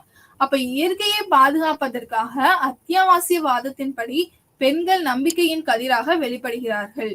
பொருளாதார பெண்ணியவாதி அப்படின்னு சொல்லப்படுது. அதாவது என்னன்னா, நம்ம வந்து முன்னாடி ஒரு கான்செப்ட் பார்த்தோம் இல்லையா, என்விரான்மெண்டல் பெர்ஸ்பெக்டிவ் அப்படின்னு சொல்லிட்டு. இங்க வந்து என்ன ஆகுதுன்னா, இந்த என்விரான்மெண்டல் பெர்ஸ்பெக்டிவும் ஃபெமினிஸ்ட் பெர்ஸ்பெக்டிவும் ஒரு இடத்துல மீட் ஆகுது. என்ன அப்படின்னா, நம்ம என்விரான்மெண்டல பாதுகாக்கிறதுல நம்ம யார அதிகமான இம்பார்ட்டன்ஸ் கொடுக்குறாங்கன்னா விமன். ஏன் அப்படின்னா, அந்த விமனுக்கும் என்விரான்மெண்ட்டுக்கும் ஒரு வகையான க்ளோஸ் ரிலேஷன்ஷிப் இருக்கு. அந்த கருத்தை ஆதரிக்கிறது யாரு அப்படின்னா அத்தியாவசியவாதக்காரர்கள். அவங்க என்ன சொல்றாங்கன்னா, அப்ப இயற்கையை பாதுகாக்கிறத பெண்கள் வந்து அதிக நம்பிக்கை காட்டுறாங்க, ஏன்னா அவங்களுக்கும் இயற்கைக்கும் ஒரு மிக நெருக்கமான ஒரு தொடர்பு இருக்கு அப்படின்னு சொல்லப்படுது. அதனால ஒரு நம்பிக்கையின் கதிரா அந்த என்விரான்மெண்ட்டை பாதுகாக்கிறதுக்கு நம்பிக்கை கதிரா வந்து யாரு இருக்காங்கன்னா பெண்கள் இருக்காங்க அப்படின்னு சொல்லப்படுது. அதுக்கப்புறம் பொருளாதார பெண்ணியவாதி. பொருளாதார பெண்ணியவாதி அப்படின்னா எக்கனாமிக் ரீதியா ஃபெமினிசம் அப்படின்னு பார்த்தோம்னா, மரியா மைசெஃப் போலவே பெண்ணிய பொருளாதார நிபுணர்களும் வீடுகளில் செலுத்தப்படாத வேலை பொருளாதார மதிப்பாக்குவது என்ற அனுமானத்துடன் தொடங்குகின்றனர். பெண்ணிய பொருளாதார வல்லுநர்கள் பொருளாதாரத்தில் என்ன மதிப்புகள் உருவாக்கப்படுகின்றன, யாருக்காக என்று கேட்கிறார்கள். மேலும் அவர்கள் சந்தையை மையமாக கொண்ட பொருளாதாரத்தில் இருந்து ஒரு பாய்ச்சலை எடுத்து பொருளாதார நடவடிக்கைகள் நடைபெறுவது சந்தைகளில் மட்டும் இல்ல அப்படின்னு சொல்லி வாதிடுறாங்க. இது தனியார் துறைகளிலும் அல்லது வீடுகளிலும் நிகழலாம். அதாவது ஒரு பொருளாதார ரீதியா வந்து பெண்ணியவாதிகள் வந்து என்ன சொல்றாங்க அப்படின்னா, இந்த பொருளாதார மதிப்பு இல்ல பெண்களுக்கு வந்து ஒரு டிஸ்கிரிமினேஷன் அப்படிங்கிறது வந்து வீடுகள்ல மட்டுமோ இல்ல இந்த மார்க்கெட் பிளேஸ் இருக்கு இல்லையா, லேபர் மார்க்கெட் அப்படின்னு சொல்லப்பட்டு அந்த சந்தைகள்ல மையமாக மட்டுமோ இல்ல, இது வந்து எல்லா இடங்கள்லயுமே நடக்குது, தனியார் துறைகள்லுமே வந்து இது நடக்குது அப்படின்னு சொல்லப்படுது. ஏன் அப்படின்னா, நிறைய தனியார் துறைகள்ல பாத்தீங்கன்னா முக்கியமா அன்ஆர்கனைஸ்டு செக்டர்ஸ் விமனுக்கு வந்து அந்த ரெனுமரேஷன் வந்து ரொம்ப கம்மியா தான் கொடுக்குறாங்க கம்பேரிட்டிவ்லி டு த மென். அதனாலேயே நிறைய இடங்கள்ல வந்து பெண்களை வந்து வேலைக்கு எடுப்பாங்க. இன்னொன்னு வந்து பெண்களை வேலைக்கு எடுக்காம அந்த வேலையில டிஸ்கிரிமினேட் நடக்கும். பெண்கள் வேணும், ஆண்கள் மட்டும்தான் அந்த வேலைக்கு வேணும் அப்படின்றப்போ அதுல என்ன மாதிரியான கருத்துக்கள் முன்வைக்கப்படுது, ஏன் வந்து விமனை வேலைக்கு எடுக்க மாட்டாங்கன்னா, அவங்க வந்து அதிகமா வந்து லீவ் கேட்பாங்க. பிள்ளைங்களுக்கு உடம்பு சரியில்லை, ஹஸ்பண்டுக்கு உடம்பு சரியில்லை, அம்மா அப்பாவுக்கு உடம்பு சரியில்லை, மாமியார் மாமனாருக்கு உடம்பு சரியில்லை அப்படின்னா பெண்கள் வந்து லீவ் எடுப்பாங்க. அப்ப வந்து அந்த ஒரு காரணத்துக்காக அப்போ இந்த ஃபேமிலியில ஏதோ ஒரு பிரச்சனை நடக்குது, ஏதோ ஒரு இம்பேலன்ஸ் கிரியேட் ஆகுது, யாருக்கோ ஒருத்தருக்கு உடம்பு சரியில்லை அப்படின்னா அந்த ரெஸ்பான்சிபிலிட்டி, அவங்க பாத்துக்கக்கூடிய ரெஸ்பான்சிபிலிட்டி ஆட்டோமேட்டிக்கா யாருக்கு வருதுன்னா அந்த குடும்பத்துல இருக்கக்கூடிய அந்த தலைவிக்கு தான் வருது, அந்த பெண்ணுக்கு தான் வருது. அப்ப அவங்க வந்து அதிகமா லீவ் கேட்பாங்க. அப்ப அந்த ரெஸ்பான்சிபிலிட்டி வந்து மென்னுக்கு இருக்காதா அப்படின்றதுதான் இவங்களுடைய கேள்வியா இருக்கு. அந்த ரெஸ்பான்சிபிலிட்டியை மென் எடுக்க மாட்டாங்களா, அவங்க லீவ் கேட்க மாட்டாங்களா அப்படிங்கிற ஒரு அப்ப இதை வந்து என்ன பண்ணணும் அப்படின்னா, சொசைட்டி வந்து அண்டர்ஸ்டாண்ட் பண்ணிக்கணும், எல்லாத்துக்குமே தான் அந்த ரெஸ்பான்சிபிலிட்டி இருக்கு. ஒரு குழந்தைக்கு உடம்பு சரியில்லை அப்படின்னா அதை வந்து பெண்களும் பார்க்கணும், ஆண்களும் பார்க்கணும், அம்மாவும் பார்க்கணும், அப்பாவும் பார்க்கணும். சோ வந்து பொருளாதாரம் நம்ம வந்து என்ன பண்ணக்கூடாதுன்னா வெறும் வீடுகள்ல மட்டும்தான் இந்த டிஸ்கிரிமினேஷன் இருக்கு அப்படின்ற மாதிரி, இல்ல லேபர் மார்க்கெட்ல மட்டும்தான் இல்ல, எல்லா துறைகள்லயுமே வந்து என்ன இருக்கு அப்படின்னா அந்த மாதிரியான ஒரு டிஸ்கிரிமினேஷன்ஸ் இன்இக்வாலிட்டிஸ் வந்து நிலவுது. அதையெல்லாம் தடுக்கணும்னா இந்த கருத்துக்களை வந்து முதல்ல வந்து அவங்க அங்கீகரிக்கணும், அதை வந்து அக்செப்ட் பண்ணணும். அந்த ஒரு மென்டாலிட்டி வந்துருச்சுனாலே ஆட்டோமேட்டிக்கா வந்து எல்லாமே வந்து என்ன ஆகும்னா சமநிலையை நோக்கி வந்து நகர ஆரம்பிச்சிடும் நம்மளோட சமூகம். மனித வளர்ச்சி குறியீடு. இப்ப இந்த மனித வளர்ச்சி குறியீடுல பாத்தீங்கன்னா அது வந்து யுஎன்டிபி தான் வெளியிடுது, யுனைடெட் நேஷன்ஸ் டெவலப்மெண்டல் ப்ரோக்ராம் அப்படிங்கிற ஒரு நிறுவனம். அது யுஎனோட நிறுவனம். அது என்ன பண்ணுது அப்படின்னா 1995 மனித மேம்பாட்டு அறிக்கை, அதுல வந்து ஜெண்டர் டெவலப்மெண்ட் இண்டெக்ஸ் அப்படிங்கிற ஒண்ணு வந்து அறிமுகப்படுத்துது.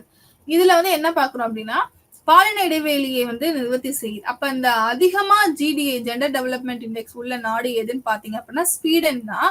எவ்வளவு இது வந்து இந்த நம்பர் கொடுத்துருக்காங்க 0.997. அந்த ஜெண்டர் டெவலப்மெண்ட் வந்து 0.1ல இருந்து 1 வரைக்கும் தான் நம்மளோட ரேட்டிங்ஸே இருக்கும், அதாவது 0ல to 1.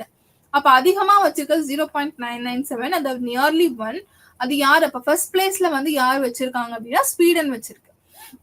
அப்ப ஸ்வீடன் நாடு தான் என்னன்னா அந்த ஜெண்டர் கேப் டிஸ்பாரிட்டியை வந்து இல்லாம ஆண்களும் பெண்களும் சமமா இருக்கக்கூடிய ஒரு நாடு. அது மட்டும் இல்லாம அதுல டெவலப்மெண்ட் அதிகமா ஏற்படுத்திருக்கக்கூடிய நாடு எதுன்னு பாத்தீங்கன்னா ஸ்வீடன். அப்ப அதுக்கு அடுத்த பிளேஸ்ல யார் இருக்காங்கன்னா நார்வே. அதுக்கு அடுத்து யார் இருக்காங்கன்னா அமெரிக்கா இருக்காங்க. அப்ப பாலின அதிகாரம் அளித்தல் அளவீடு, ஓகேவா? அப்ப ஜெண்டருக்கு வந்து நம்ம எம்பவர்மெண்ட்ன்ற ஒரு விஷயம், அதிகாரம் அளித்தல் அப்படிங்கிற ஒரு விஷயம் கொடுக்குறோம். அது பொருளாதாரம் மற்றும் அரசியல் முடிவெடுத்தல் மற்றும் பங்கேற்பு ஆகியவற்றின் முக்கிய பகுதிகளில் பாலின சமத்துவமின்மையை அளவிடுகிறது. இதுவும் 1995 அந்த ஜிடிஏ ஜெண்டர் டெவலப்மெண்ட் இண்டெக்ஸ்ல யுஎன்டிபியால தான் வந்து உருவாக்கப்பட்டது. அப்ப உலகளாவிய ஜெண்டர் எம்பவர்மெண்ட் தரவரிசையில நார்வே மிக உயர்ந்த இடத்து. நார்வே வந்து என்ன பார்த்தோம், ஆல்ரெடி செகண்ட் பிளேஸ்ல இருக்கு ஜெண்டர் டெவலப்மெண்ட் இண்டெக்ஸ்லயே. அப்ப எம்பவர்மெண்ட்ல வந்து யாரு இருக்கா அப்படின்னு பார்த்தோம் அப்படின்னா உயர்ந்த இடத்தை பிடித்தது வந்து அதை தொடர்ந்து முறையே ஸ்வீடன் இருக்கு. இது ரெண்டும் மாத்தி மாத்தி தான் இருக்கு, ஸ்வீடன் பிளஸ் நார்வே, டென்மார்க் இருக்காங்க. அடுத்து வந்து பாத்தீங்கன்னா நலன்புரி வெல்ஃபேர் அணுகுமுறை, வெல்ஃபேர் பெர்ஸ்பெக்டிவ்ஸ் பார்த்தோம் அப்படின்னா பெண்களின் தேவைகள் அவர்களின் இனப்பெருக்க பாத்திரங்களின் கண்ணோட்டத்தில் பிரத்யேகமாக இருக்கு. பெண்களின் நிலைமைகள் மறைமுகமாக மேம்படும். இந்த அணுகுமுறையின் பெண்ணிய ஆதரவாளர்கள் சவால் செய்யப்பட்டது, ஏனெனில் பெண்கள் இன்னும் தோல்வியுற்ற பக்கத்தில் இருப்பதை அவர்கள் கவனிக்கிறாங்க. அதாவது நிறைய வெல்ஃபேர் பெர்ஸ்பெக்டிவ்ஸ் என்ன அப்படின்னு பார்த்தோம் அப்படின்னா நம்ம நிறைய பாலிசிஸ் ஃப்ரேம் பண்ணி என்னதான் விமனை வந்து கொண்டுட்டு வந்தாலுமே இன்னும் வந்து நிறைய பேர் வந்து தோல்வி இருக்கிற பக்கத்துலதான் இருக்காங்க, அவங்க இன்னும் வெளியில வரல. அப்ப என்ன மாதிரியான சிக்கல்கள் அந்த இடத்துல இருக்கு, அவங்க மறைமுகமா வந்து மேம்படுறாங்களா இல்லையா, அப்ப அந்த திட்டங்கள்லாம் வந்து அவங்கள போய் சேருதா, அப்ப என்ன மாதிரியான திட்டங்களை வந்து நம்ம மறுசீரமைக்கணும், எதெல்லாம் மாற்றி அமைக்கணும்ன்ற கண்ணோட்டத்துல நம்ம திட்டங்களை பார்க்கணும். அப்பதான் வந்து யாருக்காக நம்ம திட்டங்களை உருவாக்கணுமோ அவங்க கிட்ட வந்து அந்த திட்டங்கள் போய் சேரும் அப்படின்னு சொல்லப்படுது. சமபங்கு அணுகுமுறை. அப்ப சமபங்கு அணுகுமுறையில பாலின சமத்துவம் மற்றும் பெண்களுக்கு எதிரான பாகுபாட்டை நீக்குது. வளர்ச்சியின் நடவடிக்கைகளில் பெண்களின் பங்களிப்புக்கு இடையிலான விகிதத்தை மறுபரிசீலனை செய்ய வளர்ச்சி கொள்கை வகுப்பாளர்களை அவர்கள் வலியுறுத்துகிறார்கள். அப்ப சமபங்கு அணுகுமுறை, இது பெயர்லயே இருக்கு சமபங்கு. பாலினத்துல சமத்துவம் இருக்கணும், பெண்களுக்கும் ஆண்களுக்கும் இருக்கக்கூடிய பாகுபாடை வந்து நீக்கணும், எல்லா இடங்கள்லயுமே நீக்கணும். ஏன்னா நம்ம ஃபர்ஸ்ட் வந்து இதை பார்த்தோம் அப்படின்னா வீடுகள்ல நீக்கினாதான். ஏன்னா நம்ம பார்த்தோம் பேசிக் யூனிட் வந்து ஃபேமிலி, குடும்பம் தான் வந்து ஒரு மனிதனை வந்து சமூகத்துக்குள்ள அங்கீகரிக்கப்பட்ட ஒரு பர்சனா கொண்டு போய் நிறுத்துது. அப்ப குடும்பங்கள்ல இருந்து இது குறைஞ்சிட்டே வந்தது அப்படின்னா அது சமூகத்திலையும் வந்து குறையும். அப்ப அந்த பாகுபாட்டை வந்து நம்ம நீக்கணும். வளர்ச்சி நடவடிக்கையில பெண்களோட பங்களிப்பு வந்து நம்ம அதிகப்படுத்தணும், அந்த கொள்கையை வந்து நம்ம மறுசீரமைக்கணும் அப்படின்னு சொல்றாங்க. அதுக்கப்புறம் பாத்தீங்கன்னா அதிகாரம் அளித்தல் அணுகுமுறை. இந்த அணுகுமுறையில பெண்களோட தன்னம்பிக்கை அதை வந்து அதிகப்படுத்தணும் அப்படின்னா அதுக்கு அந்த நோக்கமா வந்து நம்ம என்ன மாதிரியான பிளானை வந்து எக்ஸிக்யூட் பண்ணணும், சமூகம், சட்டமன்றம், கொள்கை, சட்டம், பொருளாதாரம் மற்றும் பிற மட்டங்களில் பெண்களுக்காக ஒரு அவங்களோட நன்மைக்காக என்ன மாதிரியான மாற்றங்கள் நம்ம ஏற்படுத்தணும், அந்த மாற்றங்கள் வந்து என்ன மாதிரியான ஒரு இம்பாக்டை கிரியேட் பண்ணணும், அதை கோலா பேஸ் பண்ணி நம்ம என்ன பண்ணணும் அப்படின்னா அவங்களுக்கு வந்து எம்பவர்மெண்ட் வந்து கிரியேட் பண்ணணும். அப்ப எம்பவர்மெண்ட்டுக்காக நம்ம என்னென்ன விஷயங்கள் பண்ணணும், அவங்க தொழில் முனைவோர் ஆக்குறது, அந்த மாதிரி நிறைய விஷயங்கள். அப்ப அவங்கள அந்த மாதிரியான ஒரு கோல் அதை வந்து சட்டமா இயற்றணும் அப்படின்னா அதுக்கு எல்லாரோட ஒத்துழைப்புகளும் தேவை. முக்கியமா வந்து சட்டமன்றம், சட்டம், பொருளாதாரம் இவங்கெல்லாம் வந்து ஒருங்கிணைந்து பெண்களுக்கு வந்து என்ன பண்ணுனா அவங்களுக்கு வந்து ரெப்ரசன்ட் பண்ணி இந்த திட்டங்கள் எல்லாத்தையும் உருவாக்கணும் அப்படின்னு சொல்லப்படுது. அப்ப இன்னைக்கு வந்து 2 கான்செப்ட் பார்த்தோம். ஒன்னு வந்து டெவலப்மெண்ட்ல 2 பெர்ஸ்பெக்டிவ்ஸ் பார்த்தோம். அதுல ஃபர்ஸ்ட் ஒன் வந்து என்ன அப்படின்னா என்விரான்மெண்டல் பெர்ஸ்பெக்டிவ், இன்னொன்னு வந்து என்னன்னா ஃபெமினிஸ்ட் பெர்ஸ்பெக்டிவ். அப்போ என்விரான்மெண்டல் பெர்ஸ்பெக்டிவ்னா சுற்றுச்சூழல் கண்ணோட்டத்தை பத்தி பார்த்தோம். அப்ப சுற்றுச்சூழல்னா என்ன அப்படிங்கறத பத்தி பார்த்தோம். சுற்றுச்சூழல் வந்து நெய்பர்ஹுட், நம்ம இருக்கிற இடம், அதுல பயோட்டிக் காம்பனன்ட்ஸ் இருக்கு, உயிரும் உயிரற்ற கூறுகளும் இருக்கு. அதுல மனிதனால் உருவாக்கப்பட்ட சூழல்ல வந்து அதிகமா மாற்றங்கள் சுற்றுச்சூழலை ஏற்படுறதுனால நிறைய மாசு ஏற்படுது, சுற்றுச்சூழல் சேதமடைது, அது பாதிப்புக்கு வந்து உள்ளாகுது அப்படிங்கிறத பார்த்தோம். அடுத்து வந்து மனித குலம் வந்து என்ன பண்ணணும் அப்படின்னா இயற்கை வளங்களை அவங்களே பயன்படுத்தி அந்த வளங்களை வந்து குறைக்கிறாங்க. அது வந்து என்ன பண்ணா பூமிக்கு வந்து நல்லது கிடையாது, அதாவது இயற்கைக்கு வந்து அந்த விஷயம் நல்லது கிடையாது. இந்த மாற்றத்தை வந்து நம்ம வெகு சீக்கிரமா எங்க பார்க்கலாம்னா நகர்ப்புறங்கள்ல பார்க்கலாம். ஏன்னா அங்க வந்து தொழிற்சாலைகள், தொழில் நிலையங்கள், உற்பத்தி நிலையங்கள் அதிகமா இருக்கிறனால மக்கள் எல்லாரும் அங்க படையெடுக்கிறாங்க. அப்ப அதிகமான மக்கள் தொகை ஏற்படுது. அந்த டிமாண்டை நம்மளால ஃபில்ஃபில் பண்ண முடியாது. அப்ப அங்க வந்து என்ன ஆகுது அப்படின்னா மாசுபாடு அதிகமா ஏற்படும், சுகாதாரம் சீர்கேடு ஏற்படும். அது மட்டும் இல்லாம போக்குவரத்து நெரிசல்கள் ஏற்படும், அதுல அந்த எமிஷன்ஸ்னால காற்று மாசுபாடு அடையும். இந்த மாதிரி நிறைய இயற்கைக்கு எதிரான விஷயங்கள் வந்து எங்க நடக்குது அப்படின்னா நகர்ப்புறங்கள்ல வந்து அதிகமா நடக்குது அப்படின்றத பார்த்துட்டோம். அடுத்து வந்து சமூக சூழல்னு பார்த்தோம் அப்படின்னா அந்த சோசியல் என்விரான்மெண்டல்ல நிறைய இன்ஸ்டிடியூஷன்ஸ் வந்து உள்ள வருது. அரசியல், பொருளாதாரம், மத நிறுவனங்கள் இவங்க எல்லாருமே வந்து என்ன பண்றாங்கன்னா இவங்களும் வந்து இந்த சுற்றுச்சூழலை பாதுகாக்கிறதுல ஒரு முக்கியமான பங்கு வகிக்கிறாங்க. ஏன் அப்படின்னா அதை தீர்மானிக்கிறதோட கடமையாகவே யார் இருக்காங்கன்னா சமூக சூழல் தான் இருக்கு. ஏன்னா சமூக சூழல் அப்படிங்கிற ஒரு விஷயம் என்ன அப்படின்னா சமூகம் அங்கீகரிக்கப்பட்ட சில விஷயங்கள். அப்ப சமூகம் எதையெல்லாம் அங்கீகரிக்கணும் அப்படின்னா என்விரான்மெண்ட்டை பாதுகாக்கிறத பத்தியும் அவங்க அங்கீகரிக்கணும். அந்த சீர்கேடுகளை வந்து நம்ம செய்யக்கூடாது, அது தப்பு அப்படிங்கிற விஷயத்த வந்து சமூகம் சொல்லி கொடுக்கணும்.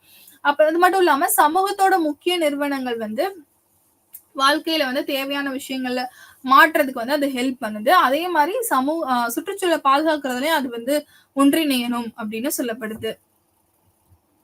வளர்ச்சிக்கும் சுற்றுச்சூழலுக்கும் இடையிலான உறவுகளை பத்தி நம்ம பார்த்தோம். வளர்ச்சிக்காக நம்ம திட்டங்கள் செய்யும் போது சுற்றுச்சூழல் என்ன மாதிரியான டிஸ்டர்பன்ஸ்க்கு வந்து உள்ளாகுது, அதுல வந்து என்னென்ன மாதிரியான சீர்கேடுகள் ஏற்படுது, அப்ப நம்ம என்னென்ன விஷயங்கள் எல்லாம் வந்து வளர்ச்சிக்காகவோ இல்ல ஒரு நாட்டோட மேம்பாட்டுக்காகவோ நம்ம வந்து திட்டங்கள் வகுக்கும் போது சுற்றுச்சூழலை வந்து மறக்காம நினைவுல வச்சுக்கணும். அது என்ன மாதிரியான சமூக பிரச்சனைகள் எல்லாம் ஏற்படுத்துது. ஏன்னா சுற்றுச்சூழல் பாதிப்பு அடைஞ்சிச்சு அப்படின்னா அங்க இருக்கக்கூடிய மக்களும் பாதிப்படைவாங்க. அப்ப அந்த மக்கள் பாதிப்படைச்சாங்கன்னா அவங்களால அந்த இடத்துல வாழ்றதுக்கே தகுதியற்ற நிலை ஏற்படும் போது அவங்க வறுமையில சிக்கி அவங்க உயிர் இழக்கிறாங்க. அப்ப இது வந்து என்னன்னா பாவர்ட்டி யாருக்குதான் அடுத்து அந்த அட்மோஸ்ட் பாதிப்புன்னு பார்த்தோம் அப்படின்னா மனிதர்களுக்கு தான் அந்த பாதிப்பு வந்து இருக்கு அப்படின்னு சொல்லப்படுது. அப்புறம் இதனால நம்மளுக்கு வந்து நேர்மறை தாக்கம் இருக்கு, எதிர்மறை தாக்கம். நம்ம சுற்றுச்சூழலை வந்து பாதுகாக்காம விட்டோம், இல்ல சுற்றுச்சூழல் டெவலப்மெண்ட் ப்ராசஸ்ல வந்து நேர்மறை தாக்கம் என்ன அப்படின்னா என்விரான்மெண்டல் மூலியமா பண்றது வந்து அந்த அணை கட்டுதல் வந்து நிறைய பேருக்கு வந்து ஹெல்ப்ஃபுல்லா இருக்கும். அது குடிநீராகவும் பாசன நீராகவும் நிறைய கிராமங்களுக்கும் நகரங்களுக்கும் வந்து அது உதவிகரமா இருக்கும். பிளஸ் வந்து தொழில்நுட்பங்கள், சுற்றுச்சூழலுக்கு ஏத்த மாதிரியான தொழில்நுட்பங்கள் வந்தா சுற்றுச்சூழலுக்கும் நல்லது, மனிதர்களுக்கும் நல்லது. எதிர்மறை தாக்கம் அப்படின்னு பார்த்தோம் அப்படின்னா வாழ்விடங்களை வந்து நிறைய அழிக்கும். அப்புறம் வந்து வளமான மண் சிதைவு, ஏன்னா செயற்கை உரங்கள் வந்து நிறைய வந்து நம்ம பயன்படுத்துறோம் விவசாயத்துக்காக அப்படின்றப்போ நிறைய மண் சிதைவுகள் வந்து அதிகமா ஏற்படும். சுற்றுச்சூழல் மாசுபாடு ஏற்படுது. இந்த மாதிரி நிறைய விஷயங்கள் சுற்றுச்சூழல் பிரச்சனைகள் வந்து ரொம்ப அதிகரிக்குது அப்படிங்கிறத பார்த்தோம். என்விரான்மெண்ட் பெர்ஸ்பெக்டிவ்ஸ்ல ஸ்டீவர்ட்ஸ் பெர்ஸ்பெக்டிவ் பார்த்தோம், ஏகாதிபத்தியம் பார்த்தோம், ரொமான்டிசிசம்னா என்னன்னு பார்த்தோம், யூட்டிலிட்டேரியனிசம் இதெல்லாம் வந்து அதோட பெர்ஸ்பெக்டிவ்ஸ். அதுக்கப்புறம் சஸ்டைனபிள் டெவலப்மெண்ட், நிலையான வளர்ச்சி கண்ணோட்டத்தை பத்தி பார்த்தோம். சஸ்டைனபிள் டெவலப்மெண்ட்னா என்ன, அதை வந்து நம்ம இயற்கை வளங்கள் வந்து நம்மளுக்கு மட்டும் சொந்தம் கிடையாது, இந்த பூமியில வள அனைத்து உயிர்களுக்குமே அது சொந்தம். அப்ப அடுத்த சந்ததியினருக்கு நம்ம வந்து அவங்களோட தேவைகளை பூர்த்தி செஞ்சுக்கிற அளவுக்கு நம்ம என்ன பண்ணணும்னா இயற்கை வளங்களை வந்து விட்டுட்டு போகணும். நம்மளோட தேவைகளை பூர்த்தி செய்யறதுக்காக மட்டும்தான் நம்ம என்ன பண்ணணும்னா இயற்கை வளங்களை எடுக்கணும். அதை சுரண்டக்கூடாது, அதை தீர்த்திடக்கூடாது நம்ம மட்டுமே. அதுக்கப்புறம் கொள்கையை உருவாக்கும் போது நம்ம என்ன மாதிரியான கருத்துக்களை வந்து மனசுல வச்சுட்டு அந்த கொள்கையில உருவாக்கணும், திட்டங்களை வகுக்கணும் அதாவது என்விரான்மெண்டல் சம்பந்தமா. அதுக்கப்புறம் பெண்ணிய அணுகுமுறை பார்த்தோம், ஃபெமினிஸ்ட் பெர்ஸ்பெக்டிவ். இதுல வந்து WID, WAD அது 2 இது வரும். Women in development, women and development. First வந்து விமனை டெவலப்மெண்ட்டுக்குள்ள கொண்டு வரதுக்காக, அடுத்தது வந்து விமனும் டெவலப்மெண்ட் வந்து அவங்கள போய் சேர்ந்திருக்கா இல்ல சேரலையா அப்படிங்கிற கான்செப்ட் பத்தி பார்த்தோம். அதுக்கப்புறம் ஜெண்டர் அண்ட் டெவலப்மெண்ட் பத்தி பார்த்தோம். அதுல வந்து நியோ லிபரலிசம், அதுக்கப்புறம் வளர்ச்சியும் பெண்ணிய விமர்சனம், அதுல வந்து டெவலப்மெண்ட் ரீசன்ல ஃபெமினிஸ்ட் பெர்ஸ்பெக்டிவ் வந்து எப்படி இருக்கு, அவங்க வந்து நிஜமாவே வந்து பெனிஃபிஷியரியா இருக்காங்களா இல்லையா அப்படிங்கறத பத்தி பார்த்தோம். பொருளாதார பெண்ணியவாதி, அதுக்கப்புறம் மனித வளர்ச்சி UNDP வித் HDI இண்டெக்ஸ், இதை பத்தி பார்த்திருக்கோம். இதோட இன்றைய வகுப்பு முடியுது. நன்றி.